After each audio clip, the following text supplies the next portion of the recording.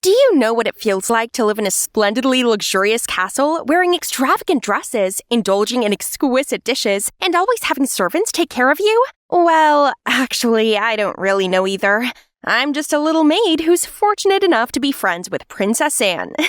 Oh, by the way, my name is Diana, and I was born in the palace of a small European kingdom. Sounds like a fairy tale, doesn't it? Well, I don't exactly live a fairy tale life. I'm only here because of my mother, Stella. She had devoted her entire life to serve the queen, so in return, I was allowed to live in the castle. And when I grew up, I became a servant to Princess Anne, who was just a few ages older than me, so we immediately hit it off. Ironically, though, I'm not quite cut out to be a servant. I'm a bit, maybe very clumsy, and I tend to be less helpful than I actually should. When all is quiet, it's likely that I've just hidden myself away in the library, lost in its endless sea of books. It would be more fun if Anne was just as happy to spend time in the library as me, but she doesn't care much for reading or studying. She said it makes you age like crazy. But still, she must attend her mandatory classes, by the Queen's order, of course, although she'd much better enjoy cooking, cleaning, and decorating. So whenever there weren't ice on us, Anne and I would help each other out. I would sneak into her classes, listen to the tutor attentively so I could help her with assignments later. In return, she'd help me with the palace's errands. Anne was how I imagined having a sister is like. We just got each other's back. I knew the real Anne. I supported her passion for baking even when her own mother forbade her, and I was the only one who knew about her big crush on Count Harold, who often came bearing tributes from the people. Anne was so kind that she always gave me plenty of good food to share with Mom and other maids. But Mom wasn't too thrilled about this. For some reason, she was always anxious seeing how close me and Anne were. Don't forget your place, Diana. Princess Anne is still royalty, and you're just a little maid. Be sure you never cross the line with her. She's just trying to help us, Mom. Don't worry, I'll be careful. Then one day, Anne found a beautiful vintage dress from her closet and convinced me to try it on. I agreed, and once I stepped out of the changing screen, Anne was amazed. See, you'd make such a gorgeous princess. Did I ever tell you you remind me so much of my aunt, the late Queen Mary? I don't have much memories of her, but I've seen her picture in the royal family tree, and you very much share the same aura with her. I wish, Anne, but if I were a princess, I would have people do whatever I want. Like, fetch me my robes, servant, and when you're finished, my toes could use a salt bath. We were just messing around when Mom came storming in. Diana, how dare you desecrate the princess? I told you not to cross the... She didn't finish her words, but fell to the ground, holding her chest in pain. I rushed over to her as Anne ran to the hallway looking for help. Mom! Diana, I need to tell you something. No, Mom, save your strength. The doctor will be here any minute now. No, Diana, you listen to me. I've been hiding the truth from you your entire life. It's time you learn. What? What do you mean? I'm not your birth mother, Diana. Just find my safe, okay? The answers are there. And don't tell anyone. She took one last breath before closing her eyes. The doctors rushed in, but it was too late. She had a heart attack with a pre-existing heart condition, so she didn't stand a chance. I spent the next week doing nothing except grieving my mother's passing. It didn't even bother me that we were not genetically tied. In my eyes, Stella was my mother, the only family I had. She loved and cared for me more than anyone else ever could. It hurt to even be here in her room, feeling her presence surrounding this place. But as I was going through her stuff, I accidentally stepped on a section of the floor that sounded hollow. It immediately sprung open, revealing a secret cellar underneath. The first thing I noticed was an intricate key-shaped necklace. Next to it was a letter, unveiling that this was an heirloom from my birth mother, who was none other than Queen Mary herself. Even more shockingly, she was still alive. On the day I was born, by Miranda's order, I was separated from Queen Mary, and she was held captive in the castle's dungeon. If it weren't for her pleading Miranda not to harm me, I might have been thrown into some orphanage far away. Instead, I was placed in Stella's care, as Miranda wanted to keep a close eye on me to prevent any chance of betrayal. Stella had regretted following Miranda's order ever since, as she grew to love me like her true daughter. She wanted to run away with me, but the thought of Miranda finding out and putting her family in danger stopped her. But she'd hoped that one day I'd be reunited with my mother. None of this felt real. My hands were still shaking as I held the letter. I need the answer to all my questions. I owed it to my mother to fulfill her dying wish. That night, following the instructions my mother left in her letter, I pretended to be a maid bringing food to prisoners and went down the secret tunnel. There were no guards in the large abandoned prison, only a thin, emaciated woman. Slowly and carefully, I approached her. "Are you Queen Mary?" I handed her the necklace. The woman's eyes lit up, and she looked up at me in shock, tears welling in her eyes. "Diana." I nodded. She pulled me into her arms and cried in joy. But then she abruptly pulled away from me. "What are you doing down here? Miranda is going to find out. It's too dangerous. You need to leave." "It's okay. No one knows I'm here. They won't find me." "Still, it's too risky. My sister is an evil woman. She always wanted to be the queen. So she picked the day I was at my weakest to imprison me, subdue you, and falsely declared my demise during childbirth. That's how she eliminates any obstacles that stop her from seizing the kingdom. But Miranda will never be the queen in people's heart. She's nothing more than an oppressor, and it pains me to know she has corrupted our kingdom. But you are here now, Diana. You're the true heir to the throne. You have to stop Miranda." "Me? I still haven't dared to believe any of this is real. I grew up just a little maid who's never been formally educated. What can I possibly do to overthrow someone in control of an entire country?" "Diana, I'm sorry I couldn't give you a better childhood, but I know, deep inside, you are a strong, resilient girl. Stella told me all the time how smart and bright you are, as she brought me food. Me and her both believed in you. You have the power to make things right." My mind was still swirling with all this new information, things that just seemed impossible, unbelievable. "I understand why you might be doubtful, but here, leave the palace and test your DNA against mine. Once you confirm your identity, you can decide what to do next, but you can't stay inside the castle any longer. 'Cause once Miranda finds out you know the truth, she won't leave you alone." I hesitated for a moment, but I knew what needed to be done. So, early in the morning, I packed up some belongings and grabbed some food before sneaking into a freight truck that was about to leave. But then I suddenly bumped into someone. "Hey, watch where you're going!" "Shh! Keep it down!" "Why? Don't tell me you're some kind of thief." "No, I'm a maid. I'm just not allowed to go outside the palace.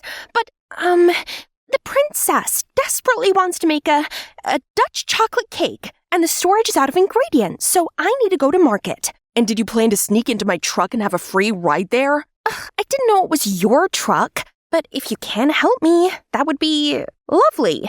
"And what would I get in return?" "My company." "Fair enough. It's a lonely ride. By the way, what's your name?" "Diana. What's yours?" People call me Harry. Now let's get going." We hopped into the truck, and Harry turned out to be not such a bad companion. It was nice to have someone else my age to talk to for once, especially a handsome one. Then he turned on this music that's called pop. I swear, it was so good, I couldn't help grooving along. "This song is my favorite. Do you know it?" "Nope.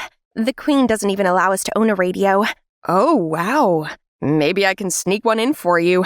I would absolutely love that. After a while of driving, we took a break in the forest to stretch our legs. I shared with Harry some cookies and baked earlier today, when suddenly a snake coiled around the lower part of my leg and sunk its teeth into it. Pain immediately shot up. Moments later, Harry dislodged the snake and threw it away. Then he leaned over, sucking the venom out of my wound without hesitation. I blushed, both confused and flattered. He grabbed some clean cloths in the truck and helped me bandage the wound. I'm sorry, that was weird." No, that was kind of you. And I really hate to say this, but I don't think the snake is poisonous. I read about it in a book once, but still, thank you for saving me. His face turned bright red even for minutes later. It was so cute. We then continued our journey. When we arrived in an aristocratic area where people seemed to be living in luxury, I began to doubt that the kingdom was as poor and in bad shape as Queen Mary had said, until we arrived at the commoner community. I was taken aback by the small buildings and houses that were old and crumbling. The market was basically desolate, with only a couple of sellers in sight. I couldn't even find any baking supplies there. It was growing dark, so Harry asked if I wanted to crash at his place. I had nowhere else to go, so I agreed. Harry's house was shockingly small, but it was clean and cozy. His father is a doctor, and his mom takes care of his 3-year-old sister. They kindly welcomed me and invited me to have dinner with them. Although it was frugal, to say the least, and I could tell that everyone was still hungry after the meal. I have a loaf of bread in my pack. I'd love to share it with you all if that's okay, to thank you for your hospitality. Harry's mother smiled and nodded, and his little sister squealed in delight as she dug into the loaf of bread. Since the famine began, everyone has suffered, even the ones with good jobs. We've all needed to tighten our belts a bit.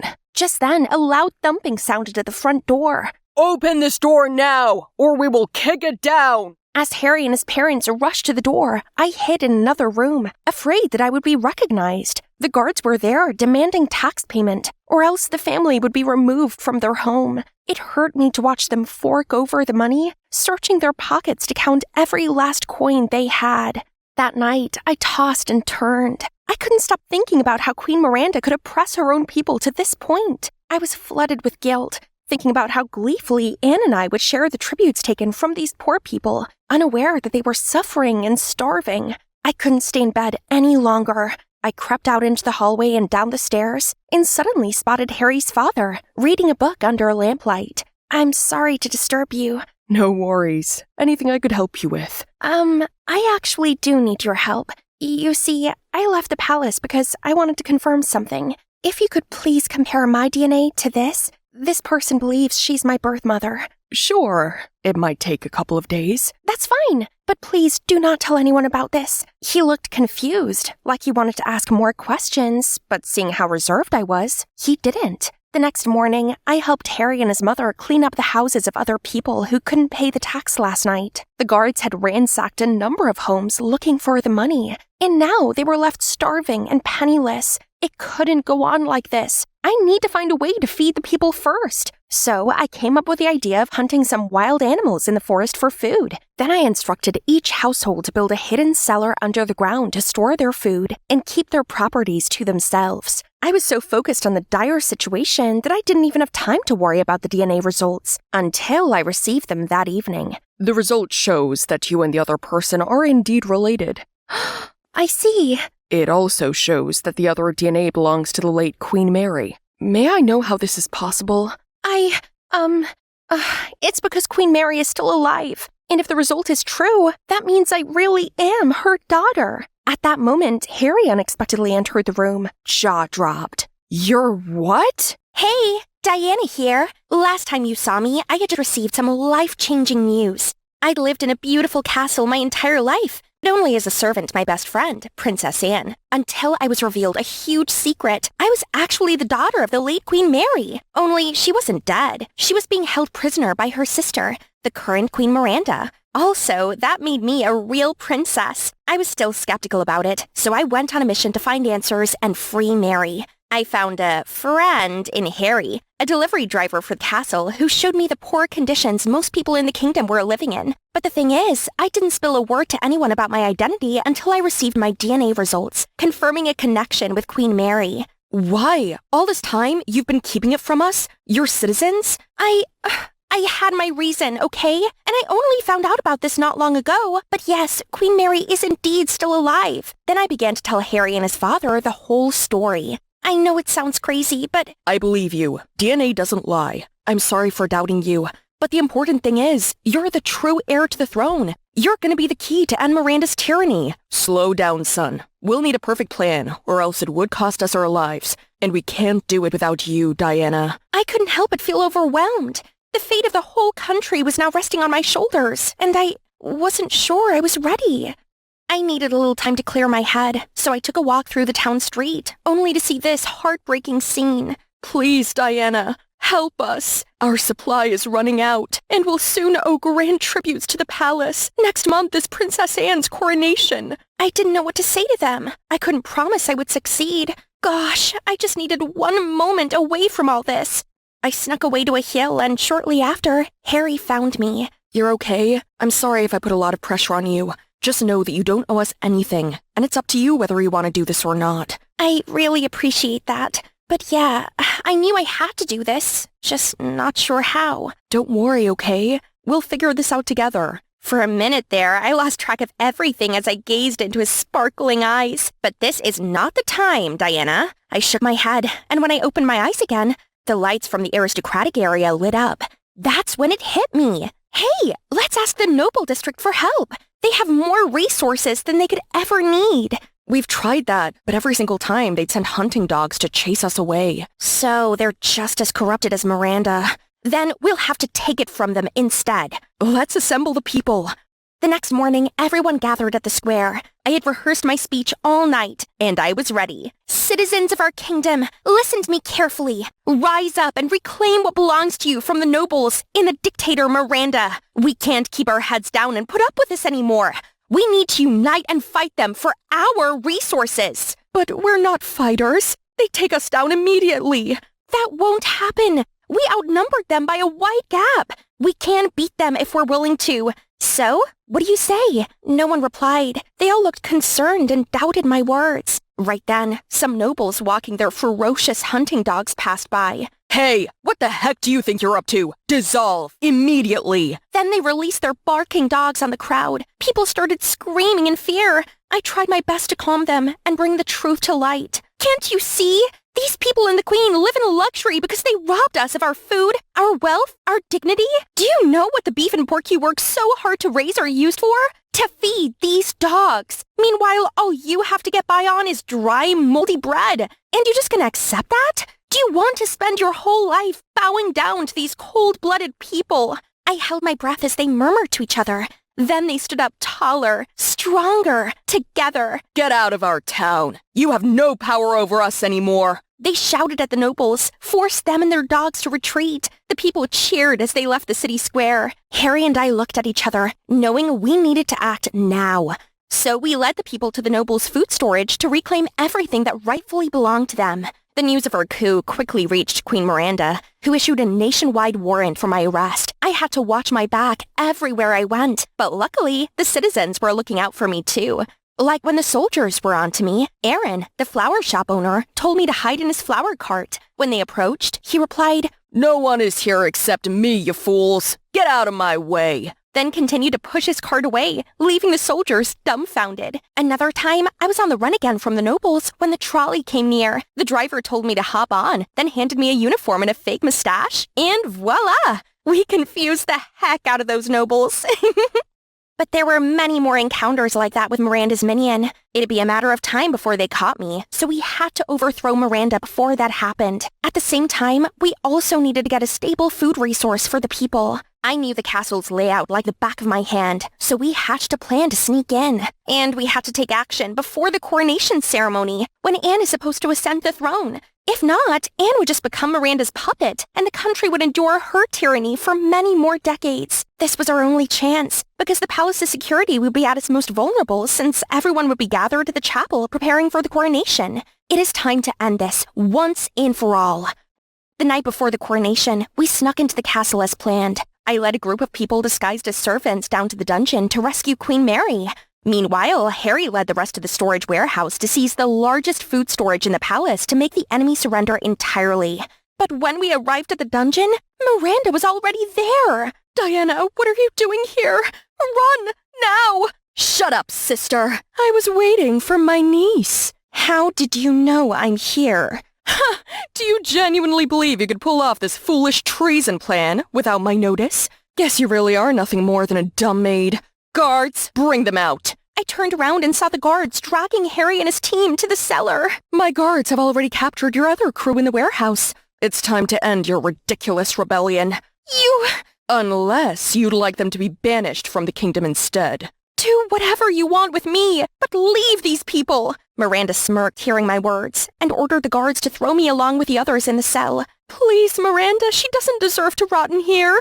You still can't shake off that rambling habit after all these years, sister? You'll never get away with this. You've oppressed your own people to their limits. Someday soon, they're going to rise up and overthrow you. Big words for such a little brat. Let me guess, even you couldn't tell that your own partner is my right-hand man, aren't you? What? Harold, the Count? You're lying. It can't be. Harry, why are you standing there? Say something. But he only turned away, in shame. So this is real? Had he been pretending to be on the people's side all along? What about his family? I asked him to turn you over for my guarantee of his family's safety and a lifetime supply of food, and he agreed. He had no obligation to you now. He's already betrothed to Princess Anne. Betrothed? You'll have the rest of your life in the dungeon to think it over, brat. Harold, let's go. I was dumbfounded when I suddenly heard a familiar voice echoing through the dungeon. Diana, where are you? Anne, is that you? I'm straight ahead. There you are. I was so worried when you suddenly disappeared. I'm sorry I couldn't tell you everything. It's okay. I just heard the whole thing since I followed the guards who dragged Harold down here. But don't you worry, I can plead to my mother to release you, under the condition that you and your mom leave the country and never return. Why?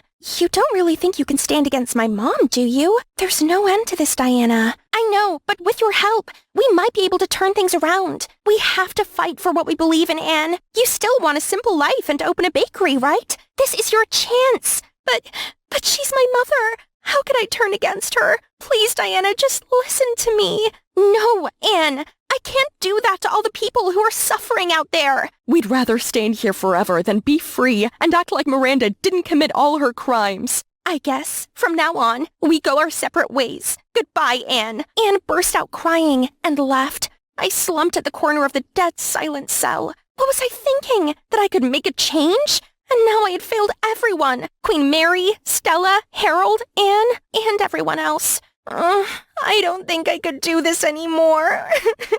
Don't cry now, dear. This isn't the end. I don't even know anymore. There's no way out. Harry must have known I could never succeed. So he switched sides, right? So did Anne. No, they might have had their reasons, but they did what they did, and it's not your fault. I know it's hard, but you need to get it together. This is not the time to show weakness. As much as I didn't think I could, I was determined to try. Early the next morning, another group, led by Harold's father, unexpectedly showed up for mine and Queen Mary's rescue. How did you know we were here? Harry contacted me last night and asked for help.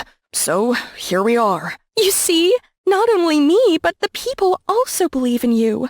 I suddenly understood why Harold had to pretend to be on Queen Miranda's side yesterday. He had a backup plan all along. Now we needed to go stop the coronation ceremony ASAP, before it was too late.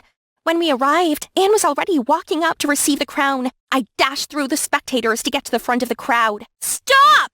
I object to Princess Anne's coronation because I, Diana, daughter of Queen Mary, am the legitimate heir to the throne, and I have the DNA test as proof. The crowd grew loud as they reacted to this news. Even the soldiers stopped in their tracks. Guards! Seize her! Before they could reach me, Harold and a group of civilians created a human shield around me, ready to protest. Order! Order! That evidence is fabricated and there's no proof of its validity. Don't be fooled by her. At that moment, Queen Mary finally made her entrance, and the crowd went dead silent. Citizens of our kingdom, I'm your Queen Mary, and I'm very much alive. But I've been held captive for so many years by none other than my sister, Miranda. It was she who took advantage of my weakness after Diana was born to seize control of the kingdom. Now, she and all of you know the truth, and you know that Miranda is not your— Stop all this ridiculousness! I am still the queen of this kingdom, regardless of how. This is treason. Seize them all, now! But no one did as she said. The soldiers, officials, and the entire crowd turned to face Queen Mary and bowed before their true queen for the first time in 18 years. Miranda angrily charged towards us, but she took a surprise detour to prison, where she'll await trial. Then an official returned the crown to Queen Mary, but she didn't put it on. Instead, the ceremony was started again, and I was crowned as the new queen of the kingdom. Are you sure? I still have so much to learn. Why don't you see it for yourself? All hail Queen Diana! Thanks to you, we are saved from the famine and the dictator. You gave us a better life. You are the queen we've been praying for. I could burst out crying hearing their chanting. You see, being a queen is not about immense wealth or influence. It is truly about what you have to offer to the world and who you are inside. And you, my dear, are ready for this. Thank you. I'll try my best to live up to your legacy, Mom. I gave her the biggest hug as the crowd cheered on. And so, I officially became the queen. My first order of duty was to return what rightfully belonged to the people. I promised myself that from now on, no one will suffer under my rule. As the people gathered their things, Harold came wanting to talk, and we left for somewhere private.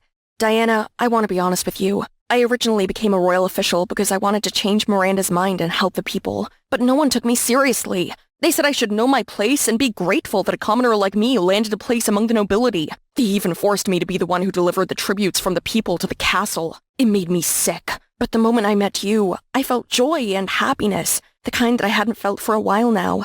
I didn't want to accept the truth that I was betrothed to Anne. I just wanted to be with you. I didn't know you feel that way. Mom told me you like me and want to be with me, and she'll let us be after I was sent the throne. Anne!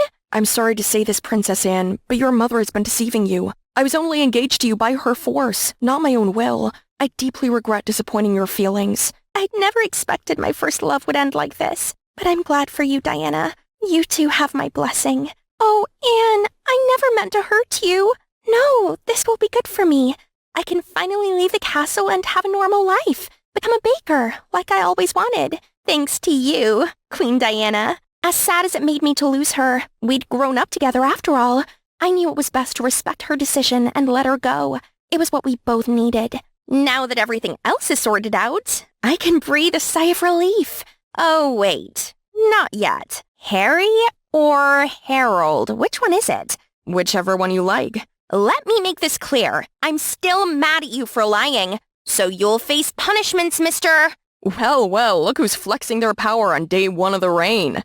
What? You dare challenge the queen? No. This humble servant of yours is ready to obey the almighty queen's orders for the rest of my life. Then I order you to kiss me now. At your service, your majesty. Then he pulled me closer and swept me off my feet with the most passionate kiss ever. Guess my story does end like a fairy tale after all, huh? That's my dad, Marcus Baldwin, the world-famous jockey. Now he's the chairman of a super successful horse racing club. As his cherished only child, I was given everything I could ever dream of. But then something big happened that changed things. Before I tell you more, don't forget to like and subscribe.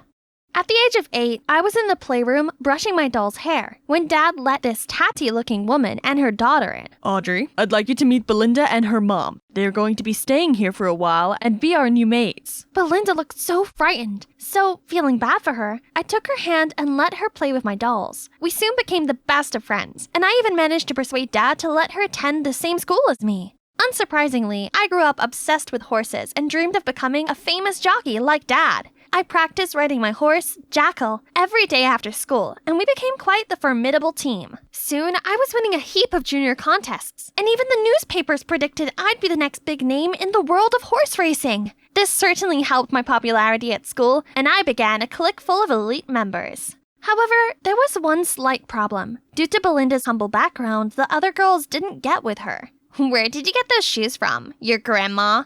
Did you let your grandma style your hair too? Come on, girls. Let's see if the canteen has any oat muffins left. Everything was practically perfect, and to put the cherry on top of the cake, I was invited to a gala event for talented young jockeys. I needed to look the part, so I got my driver to take me to the mall to find the most amazing outfit. But on the way, everything changed. I woke up in the hospital, wearing an ugly gown and feeling dizzy with confusion. Oh my, you're awake! Huh? Why am I here? Sweetie, you were in a car accident. You've been in a coma for the last 2 years. 2 years? What? No way! That meant I'd missed out on 2 whole years of my life and was now 17! I missed my own sweet 16th! Once I got over the initial shock of being Sleeping Beauty, I made sure to ask the most important question. Is Jackal okay? Who won the Grand Youth Championship? After catching up with my parents, they told me something even more surprising. Audrey, you've been very poorly, and we thought we were going to lose you. You needed a new kidney, but we weren't matches. But Belinda was, and she donated you hers. We are so grateful to her that when her mom sadly passed away, we decided to adopt her. She's now your sister. I was sad to hear about Belinda's mom, but grateful for what Belinda did for me. I'd always seen her as my sister anyway. Right after I got discharged from the hospital, I was excited to get back to school and resume my life. Only, it seemed the world had moved on without me. No one dressed like me anymore, and I was stuck in a class with 15-year-olds. I tried to interact with them, so when I saw the teacher pinning up a picture of an elderly man, I asked if this was her grandpa. The whole class fell silent for a second, then suddenly exploded with laughter. It's the president, Audrey. Ugh! How was I supposed to know? At lunchtime, when I went to join my old friends, I overheard them talking. 2021 called. It wants its tennis skirt back. What language is she speaking? Oh my god, Audrey is like an alien. She doesn't know anything. I mentioned the lucky girl syndrome trend, and she literally looked at me like a fish. Come on now, you know she can't help it. Let's go get some cheese fries. Anything you say, Belinda. Belinda was on my side, right? It kind of felt like she'd stepped right in and taken my place. At least my parents would be glad to have me home, right? Wrong. Mom was always shopping, attending yoga class and the spa, but she didn't ask me to go with her. Instead, she always asked Belinda. It felt like she'd forgotten that me, her real daughter, actually existed. Meanwhile, at the riding club, as I traipsed through the stables, I heard Dad talking to Belinda about an upcoming event. I'm so lucky you're here to help promote this event. I'd be lost without you.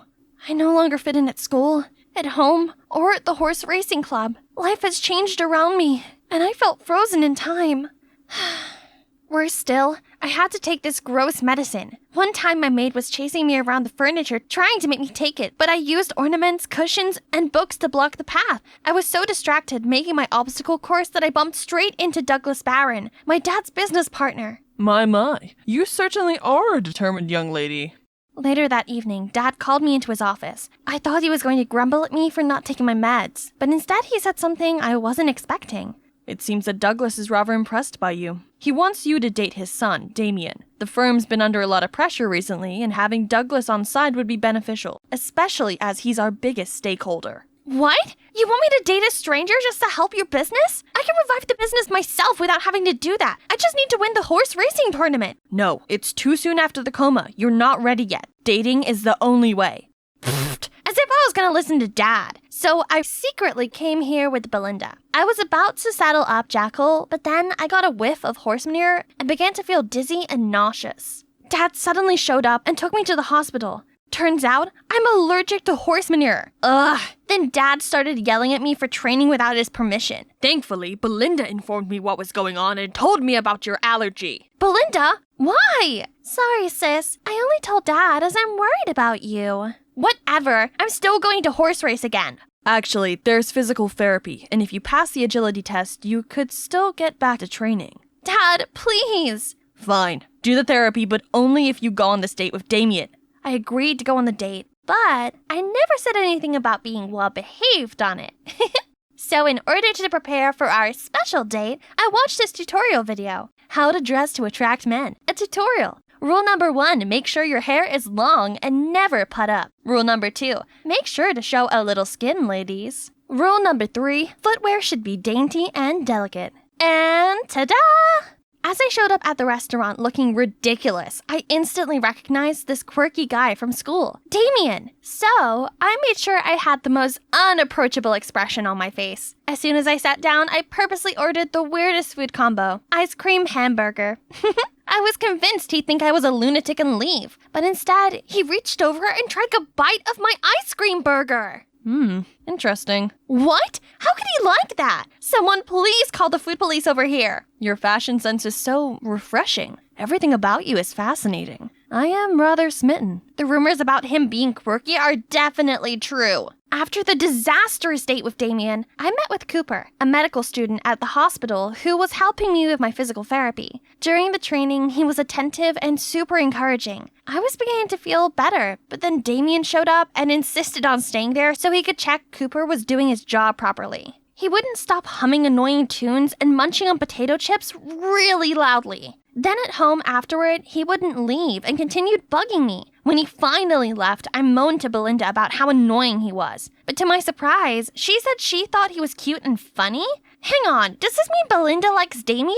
On the day of the physical examination, I passed every single test without any mistakes. I was smiling as the doctor made his announcement. Miss Baldwin, I'm afraid you failed the assessment. I ran out of there and cried to myself. I felt someone sit next to me and was about to tell them to go away when I realized it was Cooper. Audrey, the improvements you've made are impressive. I was sure you'd pass. Seeing his caring face made me feel a little better. We talked some more and then he offered to drive me home. As we walked around the corner to the parking lot, we heard Belinda raising her voice with, "The doctor!" We stopped to listen. "I'm not giving you more money. I already paid you for failing Audrey. Sign this so I can be sure you'll keep this a secret." What? How could Belinda betray me like this? Belinda, why? Why did you do this? You don't understand how hard it is living in your shadow. I love the horse riding club, but you're coming back, and there will be no use for me there anymore. You ruined everything! Then she stormed off, leaving me standing there stunned. I immediately got home and told Dad what she'd done. I expected him to be on my side, but... I'm sure you're overthinking the situation. Besides, you should be grateful to Belinda. Not only did she save your life, but now she has agreed to marry Damien to save the company. Ugh! Belinda was only doing this to steal my life. It wouldn't work. I was more determined than ever to go back into horse riding and claim back my life. Mine! Meanwhile, Cooper helped find another doctor to test me, and this time I passed. I showed my results to Dad, and he finally allowed me to go back to training. But when I brought up Belinda bribing the doctor again, he just remained quiet. Am I even his daughter anymore? Okay, change of plan then. I met up with Damien to ask about his marriage with Belinda. So, did you agree to the marriage? No way! I don't want to marry whatever her name is. Great! I mean, that's sad. Well, my heart belongs to you. How about we get payback on them and fake date? Just faking it though, if you don't mind. Fake? Real? If it means being your boyfriend, then I'll do it! So we immediately returned home, walked inside and linked arms and gave each other lovey-dovey looks. Belinda's scrunched up face was a picture. I resumed horse riding practice and got around my allergy problems by using sachets and spraying perfume all over myself. It worked at first, but then I started getting allergic to the sachets too. Cooper immediately took notice, and the next day he showed up with some homemade herbal sachets. Not only did they help cure my allergy, but they also had a calming effect on me. Without the allergy bothering me, I could focus on practicing, and soon I was back to my amazing former riding self again. I showcased my talents to the club and everyone seemed impressed. A talent like you should be head of the club. Yeah, I may not be a big talker like someone I know, but actions speak louder than words. Belinda was clearly jealous of my rise to success, so she pulled some mean pranks on me at school. One time she suddenly turned nice and offered me a coffee, but it turned out she had snuck hot sauce in it. I was so mad. I changed her ringtone to fart sounds and called her number. It was hilarious! But then she suddenly fainted and was taken to the school infirmary. Oh, come on. She was so hurt she fainted? I told the other students she was faking it, but instead of listening to me, they all took Belinda's side. You're so ungrateful. Belinda even gave you her kidney, yet you scared her so much she fainted? Yeah, you wouldn't be here today without her. What kind of person are you? Feeling deflated and not listened to, I ran off. I stormed home, and on the way, bumped into Cooper. Unable to hold my emotions anymore, I burst into tears. He insisted we went for a walk, and I ended up spilling out everything to him. I don't condone what Belinda did, but I kinda see it from her perspective. She's an orphan who longs for a family. She finally found her place in the world, and then you woke up and became a threat. I never thought of it like that before. I realized the best thing I could do was to stop the pointless revenge and put all my energy into my recovery. I stopped hanging around with my clique, then broke up with Damien. I trained hard at the club, but not for my dad or the company, but for myself. Belinda showed up and tried provoking me, but I just ignored her. All my hard work paid off, and I qualified for the tournament. At the tournament, I was leading the race and felt unstoppable. But then some bees started buzzing around Jackal's face. He freaked out and started bucking. Then everything went dark. I woke up in hospital feeling drowsy and saw someone rummaging in my bed. Belinda, what are you doing?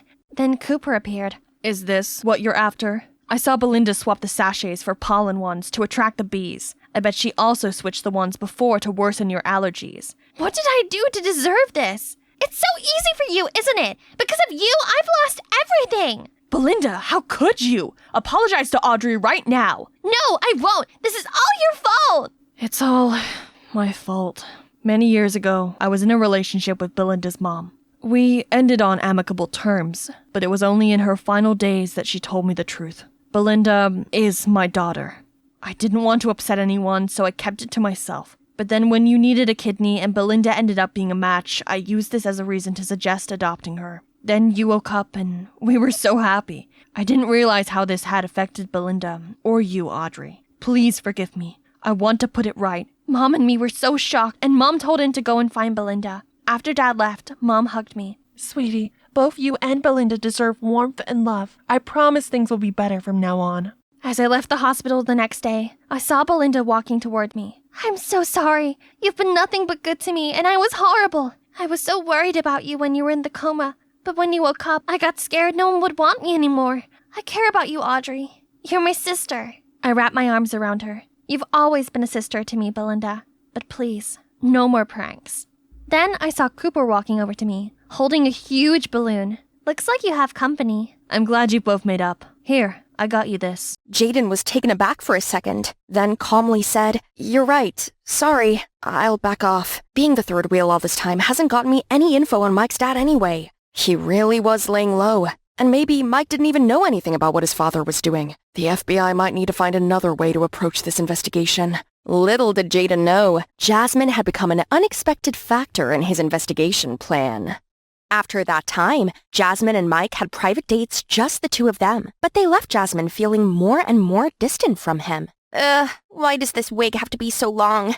And these freaking shoes! Why do girls want to torture themselves with these things? Jasmine thought about the last time she was with Jaden. How she could just remove the stupid heels and enjoy being carried by him. But of course, that could never happen in front of Mike. Jaden has kept his promise and leaves us two alone. But why do I feel like something is missing? You look really beautiful today. That necklace is divine.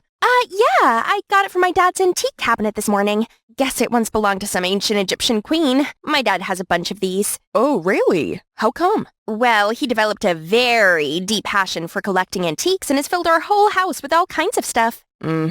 Interesting. Just then, Mike knew exactly what to do with rich and naive Jasmine while she's still totally oblivious to it. That night, Jasmine struggled to fall asleep. She wondered how Jaden could just disappear into thin air like that. Fine, don't let me see you again. I'll make you watch me eat 10 buckets of fried chicken and then force you to run 10 laps while carrying me. Jasmine didn't realize, however, that behind her inexplicable frustration toward Jaden, she actually missed him. The next day, as soon as Jasmine arrived at school, Mike approached her urgently. Have I mentioned that I'm turning 16 this weekend? No, you haven't. Any special plans for your big day then? Yes, actually. That's why I came to find you. I wanted to make sure you had enough time to put together the most stunning outfit, 'cause I'd like you to meet my father there. You must make a good impression on him. Wow. I'm gonna need to think about it, okay? After that, Jasmine looked everywhere for Jaden but couldn't find any trace of him. Jaden, where on earth have you been? That evening, while Jaden was discussing the current situation with his partner, he was surprised to see Jasmine's figure at the door. How did she find her way here? How dare you go AWOL for the past few days? Do you realize how many excuses I needed to give the student supervisor just to get your address? Then Jasmine began to tell Jaden about her latest date with Mike, how she felt that Mike was not the right match for her, and that Mike wanted to introduce her to his father at Mike's birthday party. I think I need to break things off before any family gets involved. However, after the FBI team hit a dead end because they couldn't get any intel, Jaden realized this party was a once-in-a-lifetime opportunity for them to catch the thief. Wait, you can't give up so soon. You were so determined to win Mike over before. Don't just dump him over cold feet. At least wait until after the party to make your decision. Yeah, you're right. I'll go to the party. After that, Jasmine left. She was trying not to feel the sadness building inside her, but the night that she and Jaden nearly kissed played on repeat in her head. Would things be different if I just confessed my feelings to Jaden? I should let him know how I feel about him. So Jasmine headed back to Jaden's place. When she was almost there, she saw him seeing someone off. Huh? There was another person at his house? Why didn't I see him just then? Jasmine quickly hid behind a wall, out of sight. That party is surely our golden ticket. And we thought you going undercover as Jaden and giving that dude a makeover was all in vain. He's a she. And her name is Jasmine. Oh, did someone catch feelings? Don't forget that you're an FBI agent, James. Jaden, that is. Jasmine couldn't believe what she just heard and saw. When the man left, she stormed right over to Jaden. When were you going to tell me about your double life, James? I wish I could tell you everything, but I really can't. But I won't deny what you did here. I'm an FBI agent, and I've been undercover as a high school student to follow Mike. Jasmine, please listen to me. I'll tell you everything when the right time comes. So I was just a tool that you used to get closer to Mike. And since that didn't work, you're done with me? No, that's not... And why Mike? What do you need from him? I can't tell you anything else right now. But please just be careful around him, okay? He's not as nice as he tries to seem. I'm going to send FBI agents to keep an eye on you at the party. No, you will not. You won't do anything because you and the FBI are going to leave me alone. Jasmine, please. As much as it hurt to look at him again, Jasmine turned back around. My friends call me Gucci, but I guess you wouldn't know. While Jasmine was still mad at Jaden, she couldn't help questioning why the FBI had to send people to follow Mike. Suddenly, she remembered the overheard conversation. That party was surely our golden ticket, and we thought you going undercover as Jaden and giving that dude a makeover was all in vain. Maybe I could find the answer at Mike's birthday party. In the following days, Jaden relentlessly tried in every way to make amends with Jasmine. He messaged her on every social platform, from Facebook to Instagram to Twitter, and she blocked him on each one. He flew paper planes that read, "I'm sorry," into Jasmine's room, but she just stared coldly at him through the window while tearing the planes all up and throwing them in the trash. One morning, Jasmine woke up and even found a dove delivering Jaden's apology letter, but she completely ignored it still. Mike's birthday party finally came. Why do I feel so unsettled? Maybe it was because of Gary's hamburger this afternoon? Meanwhile, Mike was also lost in his own thoughts. Will Dad be able to get on with the plan? I wonder what disguise he'll show up in. Right then, Tiffany approached them. Mike, I have a present for you. Mike opened the envelope to find pictures of Jasmine from when she was a tomboy. I just wanted to remind you of the person you're really dating. I don't care about who she was before, because I love who she is now. My amazing girlfriend. Jasmine felt partly appreciative of Mike's feelings for her, but she was also exhausted from the pressure of trying to be someone she wasn't. If only you knew that this isn't the real me. As they walked away, Mike leaned in close and whispered in Jasmine's ear, "Let's go meet my dad, privately." Jasmine followed Mike to the rooftop, but she saw nobody when they got there. Where is he? Just be patient. He always shows up on time. At that moment, a kind-looking old man appeared. Jasmine looked around in confusion, wondering where he had come from. Before she could introduce herself, he started to speak. "So you must be the lovely Jasmine. Mike has told me so much about you. I heard your father is a famous collector of antiquities." Yes. You know my dad? "I know he has something that's truly coveted." Jasmine had no idea what he was talking about. She turned to Mike and saw him mouthing, "It's you. Come here, girl. I have a gift for you. A diamond ring that's perfect for your delicate hands." Jasmine hesitated, but somehow she found herself slowly reaching out her hand. Just before her hand could reach his, there was a rustling sound. "Rat!" Suddenly, there was a loud explosion and smoke filled the air. Jasmine fell to the ground, unconscious. Jaden rushed in and saw Mike's father disappear into the smoke as they fled. His head told him to chase them, but seeing Jasmine lying on the ground, he immediately ran to Jasmine and carried her out of there. Jasmine woke up and saw her dad and 3 brothers anxiously standing around. Through their accounts, she knew that an anonymous message had been sent to her father last night, demanding he hand over a precious necklace in exchange for Jasmine. The police confirmed that the sender of that threatening message is a career thief. But I wonder how he knew our family had that necklace. Jasmine recalled wearing that necklace to see Mike and revealing to him that her dad was an antique collector. Could that very thief be... Remember, he's been doing this for a long time. They call him the Phantom Thief. Surely he has a talent for sniffing out valuable items and evading the police. Unfortunately, it's the same this time. Actually, that young police officer could have caught him, but he chose to save your sister. Our family owes him big time. Is that young police officer Jaden? Later, Jaden came to visit Jasmine at the hospital. Can you tell me the truth now? Is the FBI chasing a career criminal who is none other than Mike's dad? You're right, because he works in mysterious ways. I had to approach him through his son, Mike. So why didn't you arrest him when you had the chance? Weren't you just waiting for that moment? Because you were in danger. At that moment, I could only think about getting to you. All right, I'll give you that one. Can you tell me what you found out? Maybe I can help. Then Jaden told Jasmine that through spying on Mike, he discovered that Mike was his father's informant. Mike would scour rich girls, then point out the targets to his father who'd steal their valuables. That's why Mike had targeted Tiffany before, but as soon as he learned she was a fake rich girl and Jasmine was the real deal, he switched his focus to Jasmine. I am so sorry I kept the truth from you for so long. I really care about you, and I was trying to keep you from getting hurt, and you did anyway. I'm sorry. I hope you can forgive me. You did save my life after all. I think we can call it square. So, what's our next move then? I really don't know. I might have an idea. Elsewhere, Mike and his dad were scheming. I didn't expect that sissy Jaden to be in the FBI. Don't worry, I know how to deal with him.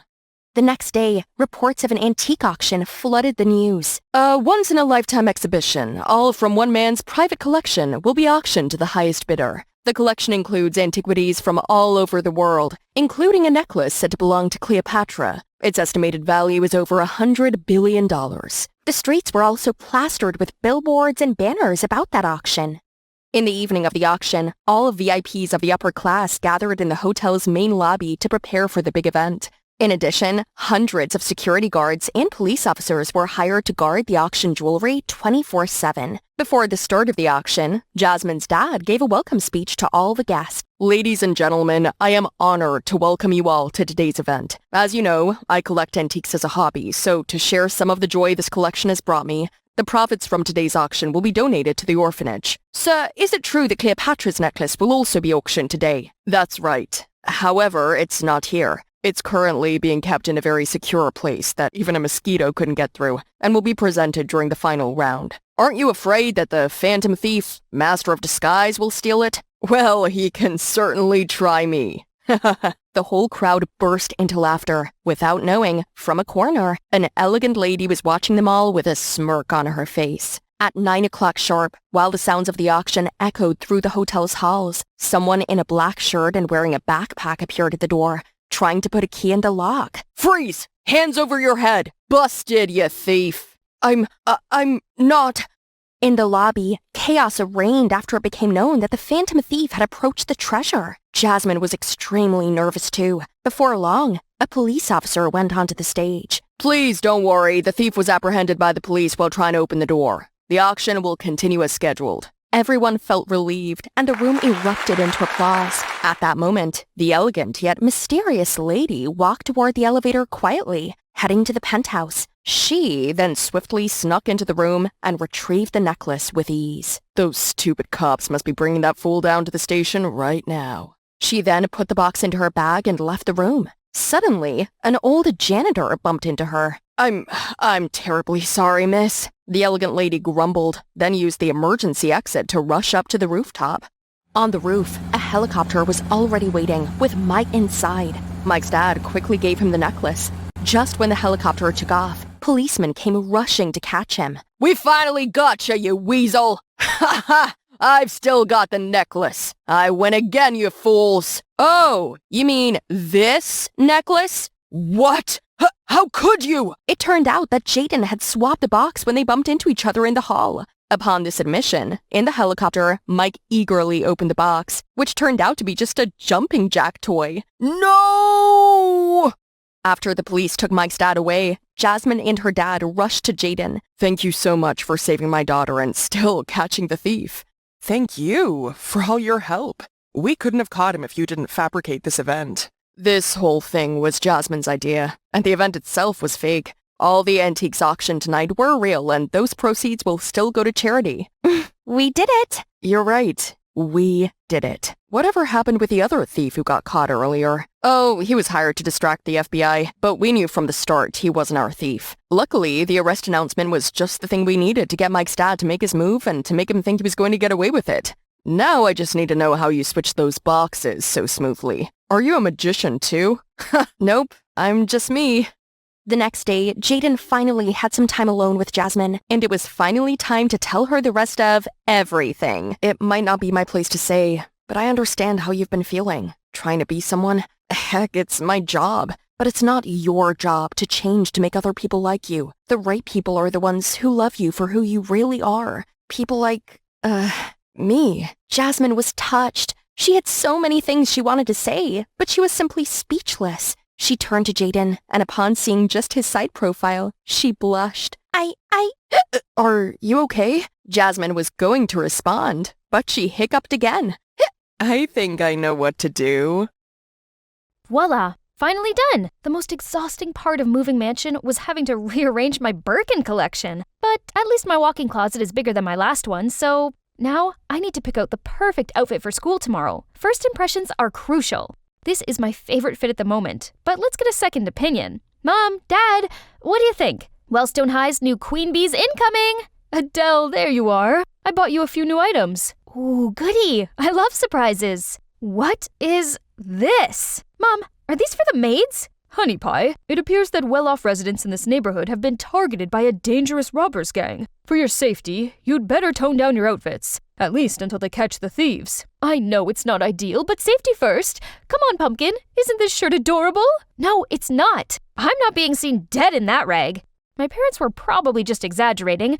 Let's see. It seems some girl had her Hermes bag stolen, another her Cartier bracelet, and some guy his Rolex. No, I couldn't let some crooks take my precious babies. The next morning, I trudged downstairs in those awfully bland clothes. Ugh, they were itchy and smelled so bad. Darling, this will only be for a little while. You're our only angel, and we simply couldn't bear it if anything were to happen to you. Fine. Where's my chauffeur?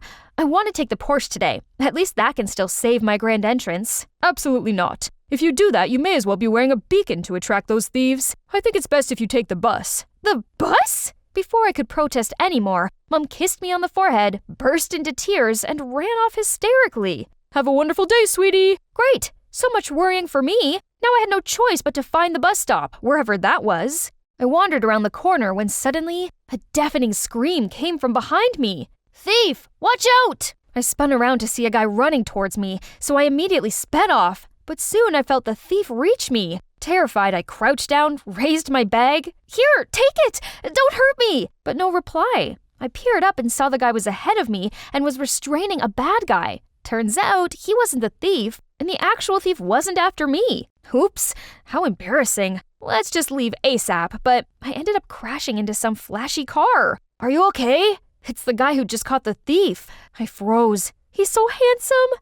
I was about to reply when the car door swung open, and this angry rich guy stormed over to me. Are you blind? You scratched my car. Pay up. Leave her alone, Bernie. He's handsome and kind, totally different from that arrogant Bernie guy. Turns out he's called Roy. We all go to the same school. Better still, Roy offered to drive me there in his fancy car. What a shame that I bumped into a hottie looking like a mess. If only he knew the real me, he'd fall for me hard. We're made for each other. We even have matching cars. We arrived at school to a bunch of fangirls waiting to greet Roy. Makes sense. He's handsome and oh so rich. What's not to like? Roy told them I was new here, but they didn't seem so pleased to see me. Roy, it's so sweet you're helping out the less fortunate. Ugh, these peasants! If only they knew the real me. To prove to Roy that I was so much better than those other girls the next day, I snuck my designer clothes to school to get changed. When I spotted Roy, I hurried over to dazzle him, but that annoying fangirl Maya interrupted us again. Nice try, new girl, but your knockoff clothes won't impress anyone. You shouldn't judge someone by their clothes. That's very kind of you, Roy. But we both know that only a Chanel girlie like me would be a good match for you. Everyone started to make a fuss, but Roy just shooed them away to leave. Ugh, thanks to those wannabes, I'd missed my chance with him. After class, I changed back into my boring plain clothes, ready for the bus home. What is this tacky fabric? Suddenly, Roy passed by. Cute shirt. I think it suits you much better. There's nothing wrong with dressing down. It brings out one's natural beauty better. Wow, it seems that rich boy Roy wasn't a show-off. What a blessing in disguise this pretending to be poor was. Roy clearly liked me more this way, so I should keep it up. Once, I pushed a bike to the end of the street and waited for Roy to pass by, so I could make out it was broken and ask for a lift. It's definitely not because I don't know how to ride a bike. Over the next few days, I clung to Roy. I told him how I didn't know anyone at school yet, or where anything was, as an excuse to get him to take me to the canteen. But look at the food. Really? Are we supposed to eat this? Oh, we've never gotten to eat stuff like this at home. Looks yummy. Luckily, Roy felt sorry for me even more and just caringly explained the menu. The next day, I brought in my own lunchbox with Roy's favorite, mac and cheese, which obviously was made by my chef, but he doesn't need to know that. He clearly enjoyed it, but then commented, "Adele, you shouldn't waste your money and effort on me like that. Please just spend it on yourself instead." Even though he was wealthy, he was so thoughtful of others. How come I'd never thought of things this way? On the weekend, I went to a fair my parents were sponsoring in a nearby town. I wandered off by myself and suddenly spotted a familiar face selling caramel apples with some kids. Oh no, Roy! What was he doing here? He couldn't see me all dressed up like this. Before I could dart away, his eyes locked directly on mine. Roy! Hello? Why are you looking at me so strangely? This dress. It's handmade. And, my mom found these shoes somewhere. Enough about me. Why are you here? Oh, I'm volunteering at an orphanage. The kids, they're the ones that grew these apples. Oh my god, could this guy be any cuter? Even though he's loaded, he's so down to earth and humble, and he wants to make a difference. I really have to learn a lot from him. Later, I took the bus back to town with Roy. We continued chatting even after stepping off the bus, but then this convertible pulled up alongside us. It was Bernie and Maya. Oh no, don't let her drag you down like that, baby. Where's your Rolls Royce? What's this? Isn't this Chanel's archive? Adele, are you? Yeah, right? This is a fake one. Now, please, leave. I grabbed Roy's arm and pulled him the opposite way. Adele, are you okay discrediting your image in front of Bernie like that? I mean, he's popular and rich. Everyone wants to impress him. I'm not that kind of social climber. He's such a conceited, bossy jerk. Unlike you. Roy seemed touched by my words, as he invited me to go to the grape farm with him next weekend. Okay, so I thought Roy had invited me here for some relaxation and fresh air. I didn't expect to be made to carry out tasks. This was probably his way of challenging me, and no chance I was going to fail it. The workers here are immigrants from different countries, but thanks to my extensive traveling, I know quite a bit of foreign languages, enough to ask them to show me what to do, and it just so happens that my parents are obsessed with vintage wines, so I know my Chardonnay from my Cabernet Sauvignon. Oh, these grapes will make a fine Malbec. Ne sais pas, Pierre? Oh, I taught myself different languages and watched various documentaries to improve my skill set. It's nothing. Later, Roy needed to re-roof the barn, so he climbed up a ladder while I stayed below and passed him tools. But the ladder began to wobble, and he screamed at me to jump back. But instead, I stayed there and held up my arms to catch him. Are you okay? That was dangerous. Why didn't you step away? I couldn't watch you get hurt. Also, to have you falling for me would be everything I ever wanted. We rested in the corner, and that's when Roy told me that he liked me. I think you're one of a kind, but I don't want there to be secrets between us. I like you too, and that's true. We should have zero secrets. So, I want to come clean. My family's actually rich. Super rich. I'm sorry for not letting you know sooner. What about you, Roy? Do you have any secrets? Actually, my parents own this farm. Only the workers don't know about this, so please don't tell them. Aw, humble Roy. He's really the sweetest. He was also very understanding about the reason why I had to hide my true background. Finally, the gang leader of the robberies was caught. Things seemed to be back to normal, and this meant I could publicly go back to being me again. Everyone looked at me with different eyes. Only, Roy didn't seem all that impressed. When I invited him to my favorite restaurant, he told me he didn't like those stuffy places. Plus, he had too much work at the farm. I really wanted to go on a proper date with Roy, but I suppose just being with him was enough. So I agreed to help him out at the farm. As we waited for my chauffeur to pick us up, someone leaped out of a bush and snatched my gold necklace. As I gripped my bare neck in shock, Roy darted after them and grabbed it back. I noticed the robber say something to Roy before he fled. I later asked Roy about it, but he just shrugged it off. The next day at school, a woman in tatty clothes ran in, saying she urgently needed to find her son. When she saw Roy, she rushed towards him. "Oh, here you are! I thought something happened to you!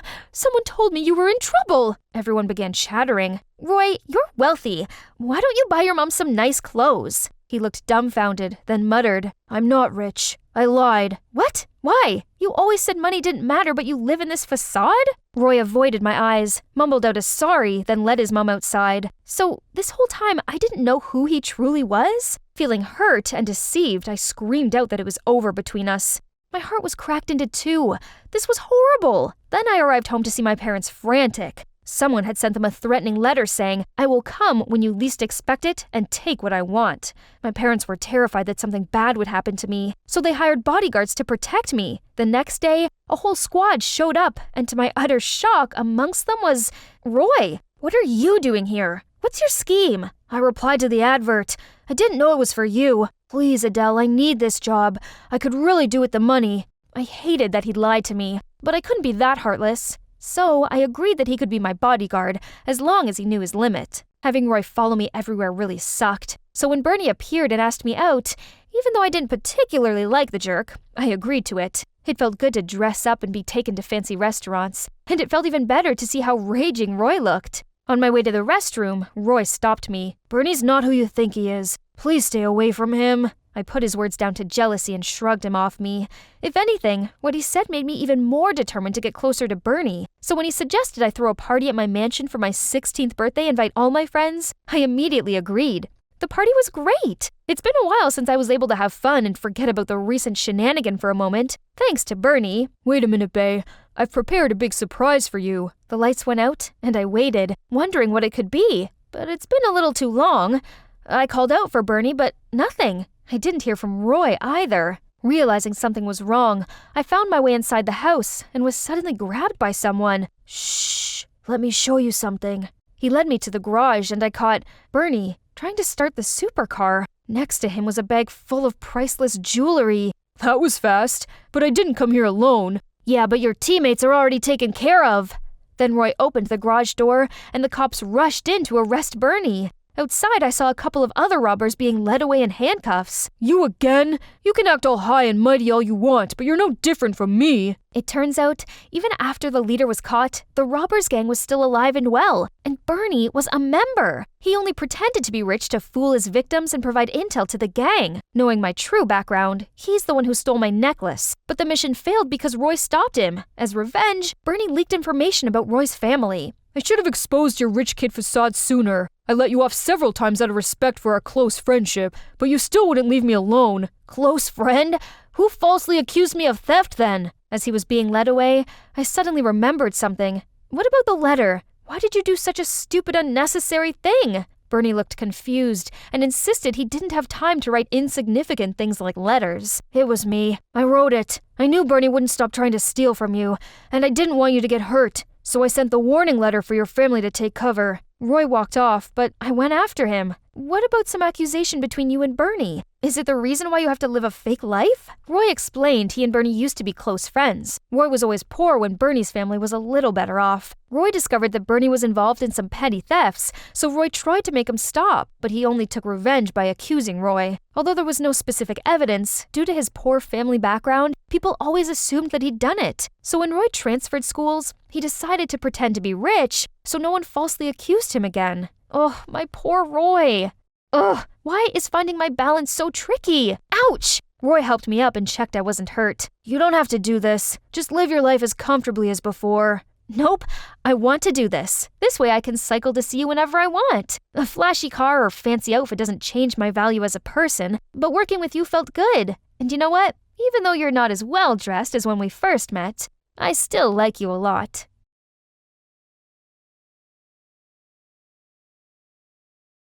So, this is the Roomba Club. Why isn't the guy here? Was I wrong? No way, I did lots of digging. Oh, don't take this the wrong way. I'm not a stalker. I'm just doing my job. It's obvious that there's something fishy about this case. Want to know the details? Please like and subscribe. I'm Faith McKinnon, the only daughter of a private detective. That probably sounds cool, but my dad is actually really carefree. Maybe that's why he only took on enough trivial cases to make ends meet. I haven't always paid much attention to his business, though. I mainly focus on studying, so our future can be brighter. What? What are you saying, sir? Yeah, I'm in. You can count on me. Faith, I just got a big job. A customer had paid him handsomely to investigate this case. A girl named Selena Martinez just had an accident and fell into a coma. But there was no CCTV on the road, and the heavy rain erased all traces. The police couldn't find any evidence, so they concluded that it was a traffic accident. But Mr. and Mrs. Martinez didn't believe it and suspected her boyfriend, Oscar Davis, was involved. Thus, they had to rely on my detective dad. Haha, looks like folks need my help after all. Me, McKinnon, can solve any case. Conveniently, those two kids go to the same school as me, so Dad asked me to keep an eye on them. Okay, nothing complicated, so I agreed. That's why I'm here. I I heard Oscar loved Roomba and never missed a class, but why hasn't he shown up today? I was looking around when a hand patted my shoulder. What are you doing? Sorry, I didn't mean to scare you. Oh my, am I dead? 'Cause I swear I'm seeing an angel. Look at his eyelashes framing those beautiful hazel eyes in that super touchable long dark hair. Hey, you still with me? Are you here to join our Roomba squad, princess? If so, you're looking at the right person. I'm Zane, head of this club. Yes, I'm Faith. I love Roomba. Well, joining this club will surely help me with my mission, won't it? But I knew absolutely nothing about this Roomba dance thingy. Gosh, how could they dance with those heels so freaking high? I tried to copy other students, but my legs were just not listening, causing me to stumble. And luckily, Zane caught me just in time. Are you good? Let me show you some basics before you hurt yourself. Or someone else. Then Zane took me aside, and we started to dance with his arms wrapped around my waist. With each twirl, I felt like he was pulling me closer and closer, and I couldn't stop blushing. Was Roomba supposed to always be like that? Then our eyes met. His gaze was so soft and dreamy and angry.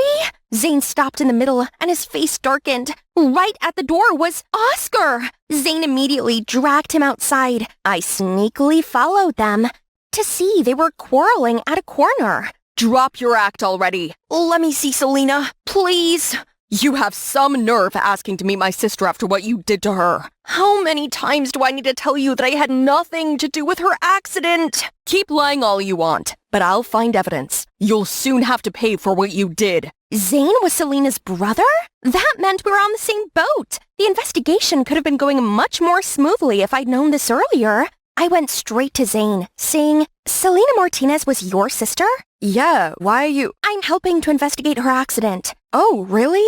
Zane was surprisingly cooperative in helping me answer some questions for the investigation. My parents just can't help but suspect Oscar had something to do with it. He's kinda obsessed with our Selena. She'd rejected him many times, but he wouldn't stop pining for her, and eventually she gave in. But that only kicked in his possessive behaviors. He bought gifts and controlled what she wore every day. He followed my sister everywhere, even to the restroom to make sure she's safe, and climbed to her window to check her sleep every night. Jeez, that's crazy. Selena was having too much and decided to end things with him for good. But after that, she was found unconscious in an accident. It can't be a coincidence. I'm sure Oscar's obsession has turned into rage. Wow, it really was impossible to judge someone just on appearances. Oscar looked so nice, yet... To gather more information, I asked around about Oscar and Selena. Selena used to be kind of mean, but ever since she and Oscar became an item, she's like another person. Much kinder and nicer, I would say. Yeah, they were really sweet together. I was surprised to hear she broke up with him. Huh? Sweet? Are they talking about another Oscar? I even went to Oscar's neighbors and discovered that his mom was the head of the Medical and Pharmaceutical Association. All I heard were good things about him. Oh, that sweet boy. He always runs right out to help me carry groceries. He even gave me his phone number to call him when I need help. Oscar is a real good kid. Every year on Halloween, he decorates a whole haunted house for the neighborhood kids and stays out there until every last trick-or-treater leaves with a sack full of candy. Things are getting way confusing. It's like Zane and the others were describing two totally different people. Why are you following me? I looked up to see Oscar.